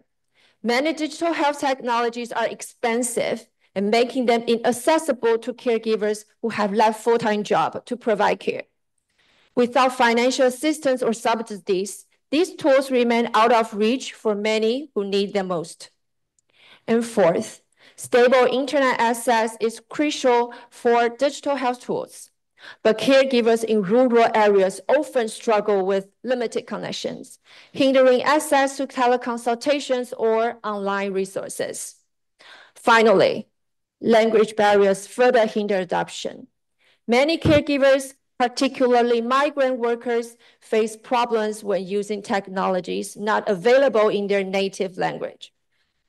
Without multilingual support or localized interfaces, these tools remain difficult to use. And these challenges highlight the intersectionality of caregiving. Factors such as gender, age, education level, economy status, geographic location, and cultural background all influence a caregiver's ability to use digital health technologies. Beyond these challenges, AI-assisted health technology can unintentionally reinforce gender biases and exclude certain groups. Several key issues have emerged. To begin with, medical diagnosis bias remains a significant concern, and AI algorithms often reflect existing biases in medical research. For example, the same symptom, such as heart palpitation, a feeling that the heartbeat is so fast, too far, or skipping a beat, may lead to a heart-related diagnosis for men, while for women, it's more likely to be misread as anxiety. Another pressing issue is voice recognition and interface design. Many caregivers are migrant workers or non-native speakers of the dominant language, making it difficult for them to effectively use voice-operated health technologies. In addition, data bias in AI training creates a serious challenge. Many AI models are trained on biased data set, leading to misdiagnosis for underrepresented groups. For example, AI trained mainly on data from white male patients may struggle to diagnose conditions in women or people with darker skin, resulting in misdiagnosis and delays in treatment. Moreover, there's a lack of culturally appropriate solutions. AI-driven tools often overlook cultural differences in caregiving, such as the strong family involvement common in some cultures. These tools, designed for individual care, may not align with collective caregiving practices, making them less effective for communities that rely on family support. Last but not least, gender imbalance in technology development limits the inclusivity of digital health tools. The underrepresentation of women in AI and health tech development means that many digital solutions are created without fully considering the unique needs of female care workers. So, how can we increase caregivers' access to digital health technologies so that they truly reduce the care burden and enhance work efficiency? Participants proposed several key recommendations. To make digital health technologies more accessible and truly beneficial for caregivers, several key steps must be taken. One important approach is providing digital skill training. Governments and care institutions should provide training to boost caregivers' digital literacy, while technology companies must offer ongoing support to help them navigate digital systems effectively. A crucial step is ensuring inclusive technology introduction. When new tools are introduced in care environments, all caregivers should be properly onboarded with sessions that explain the tool's purpose, function, and data usage to ensure smooth adoption. Additionally, improving internet access is essential. Governments should invest in expanding infrastructure in underserved areas, while technology companies can develop offline features to ensure caregivers with limited connections can use digital health tools without interruption. Affordability is another key concern. Many caregivers struggle with the high costs of digital health tools. To address this, government should offer financial assistance programs and subsidies, ensuring that cost is not a barrier to access. Lastly, enhancing gender inclusivity in AI-assisted health technology is critical. This means recruiting more female developers to bring diverse perspectives, involving caregivers in the design process through co-design, and collecting data from various caregivers groups to ensure the solutions are accurate and fair for everyone. By carrying out these measures, we can ensure that digital health technology truly improves both caregivers' well-being and their ability to provide care effectively.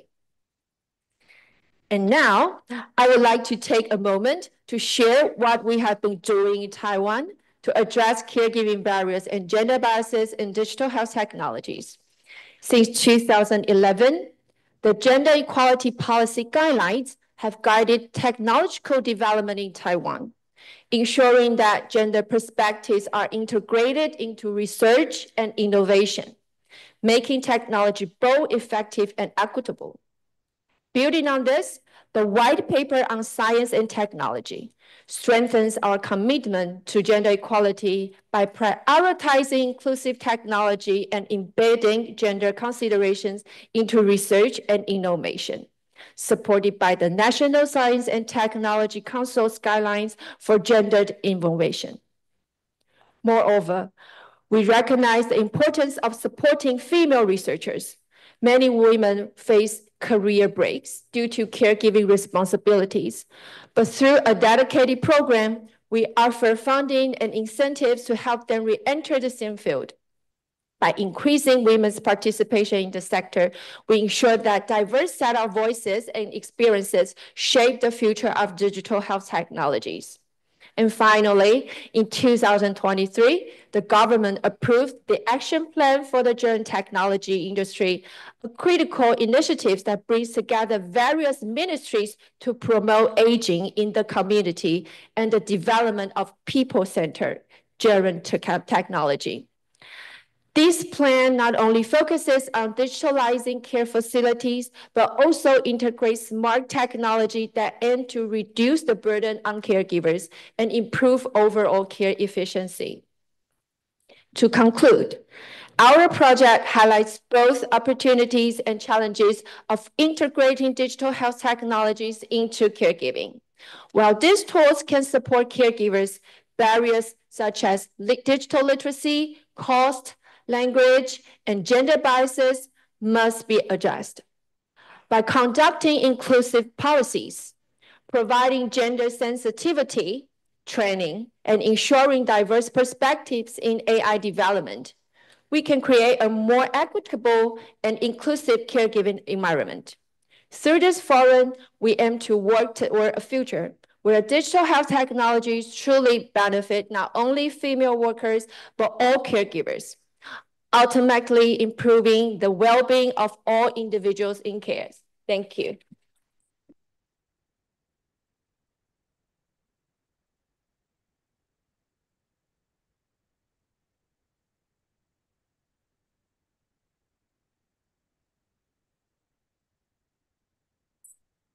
Thank you so much, Sabine, for identifying the top 6 technology trends reshaping healthcare and the digital health challenges in care sector, especially for women caretakers.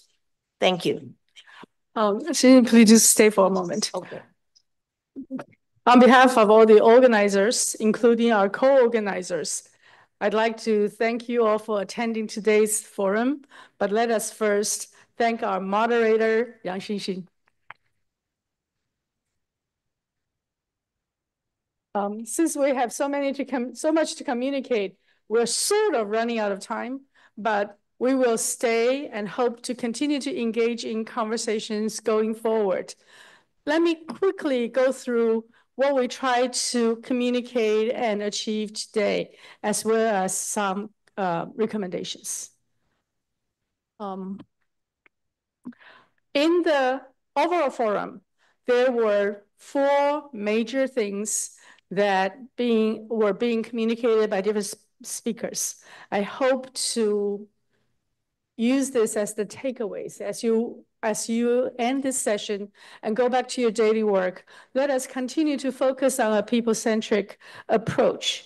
So the 4 major things that covered in today's forums are: 1, we need to develop AI with a people-centered approach with evidence-based research, and also with special attention paid to the intrinsic biases in age, in sex, in languages and cultures. Secondly, in order to bring everybody into this world, we have to have the ability to bridge the digital divide, the technology divide, and the AI divide.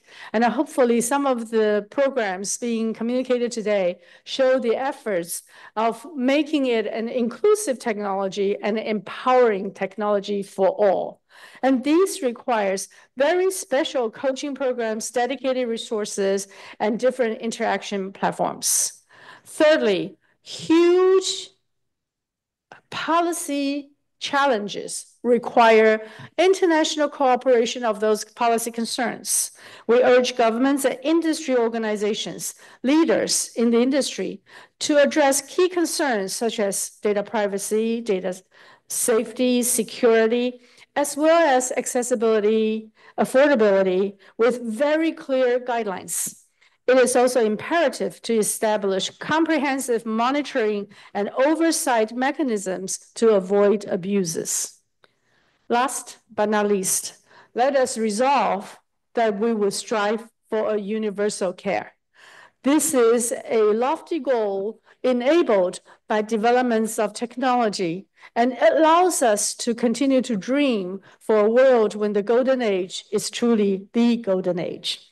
So while business communities are trying and developing different kinds of models, B2B, B2C, and even B2B2C, we urge governments, NPOs, NGOs, social enterprises to also come in to develop different kinds of ways in which to afford affordable and universal access to an AI-enabled products and services delivering to all world. Ladies and gentlemen, with this as a conclusion, but not as the end of our communication, let us continue to engage, discuss, and hopefully dream together. Thank you so much.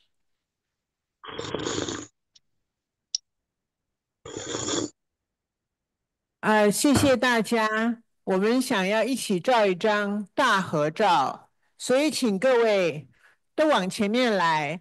那然后我们也请在线上的都还留在线上，我们可以有大家的一起的。我们想要拿这个做背景，所以请各位到前面来。谢谢，谢谢。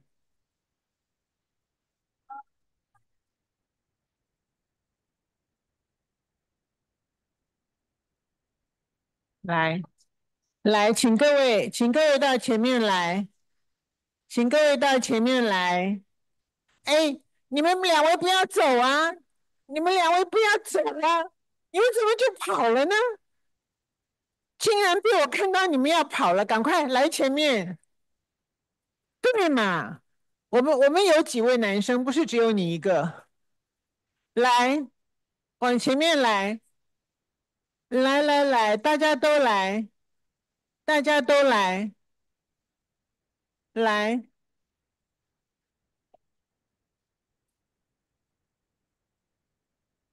来到前面来，上去哦。来，觉得自己长得漂亮的都到台上去，快点！你觉得你很漂亮，你就上去台前面，上去，来，赶快！觉得自己年轻貌美的都上去，来，还有吗？还有吗？怎么台上的人那么少呢？啊？会，来了，都来，年轻貌美的，来那位穿金色衣服的，啊，来，好，请线上的开镜头，你用麦克风讲，请线上的离开，啊，开镜头，请线上的都开镜头。各位美丽的小姐们啊，好多人呢！你们也可以做popcorn。请线上的各位都开镜头。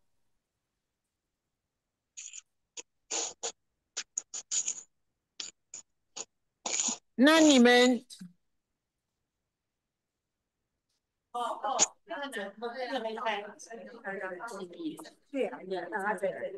没有，都好了吗？嘉玲，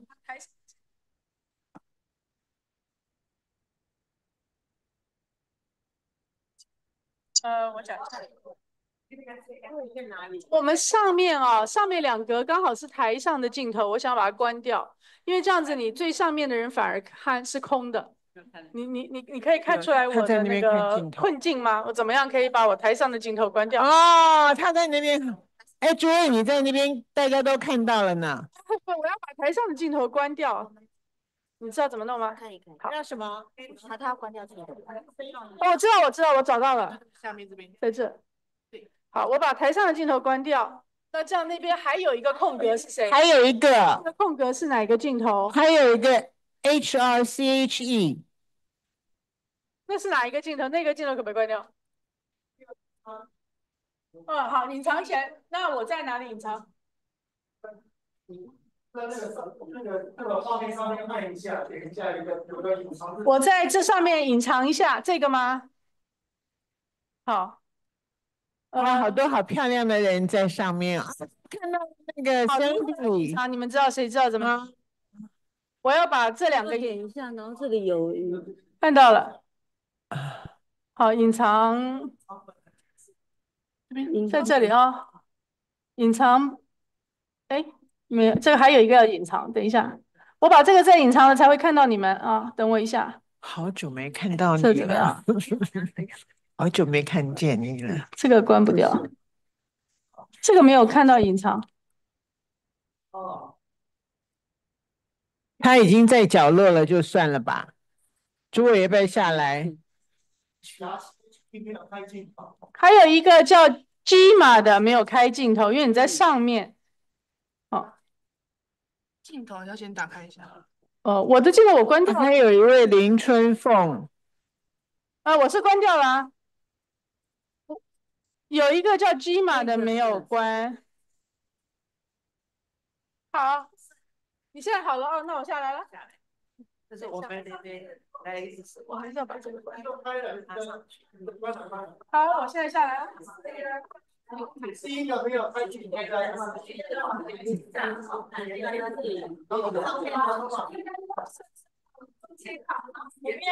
好，侧身。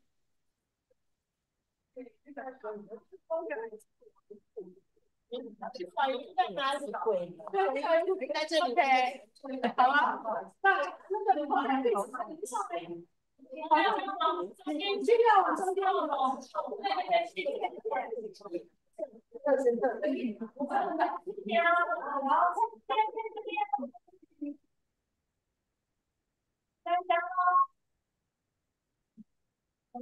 稍等哦。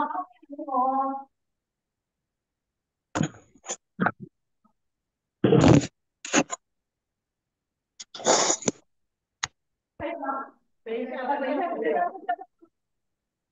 爸。好，谢谢。还有。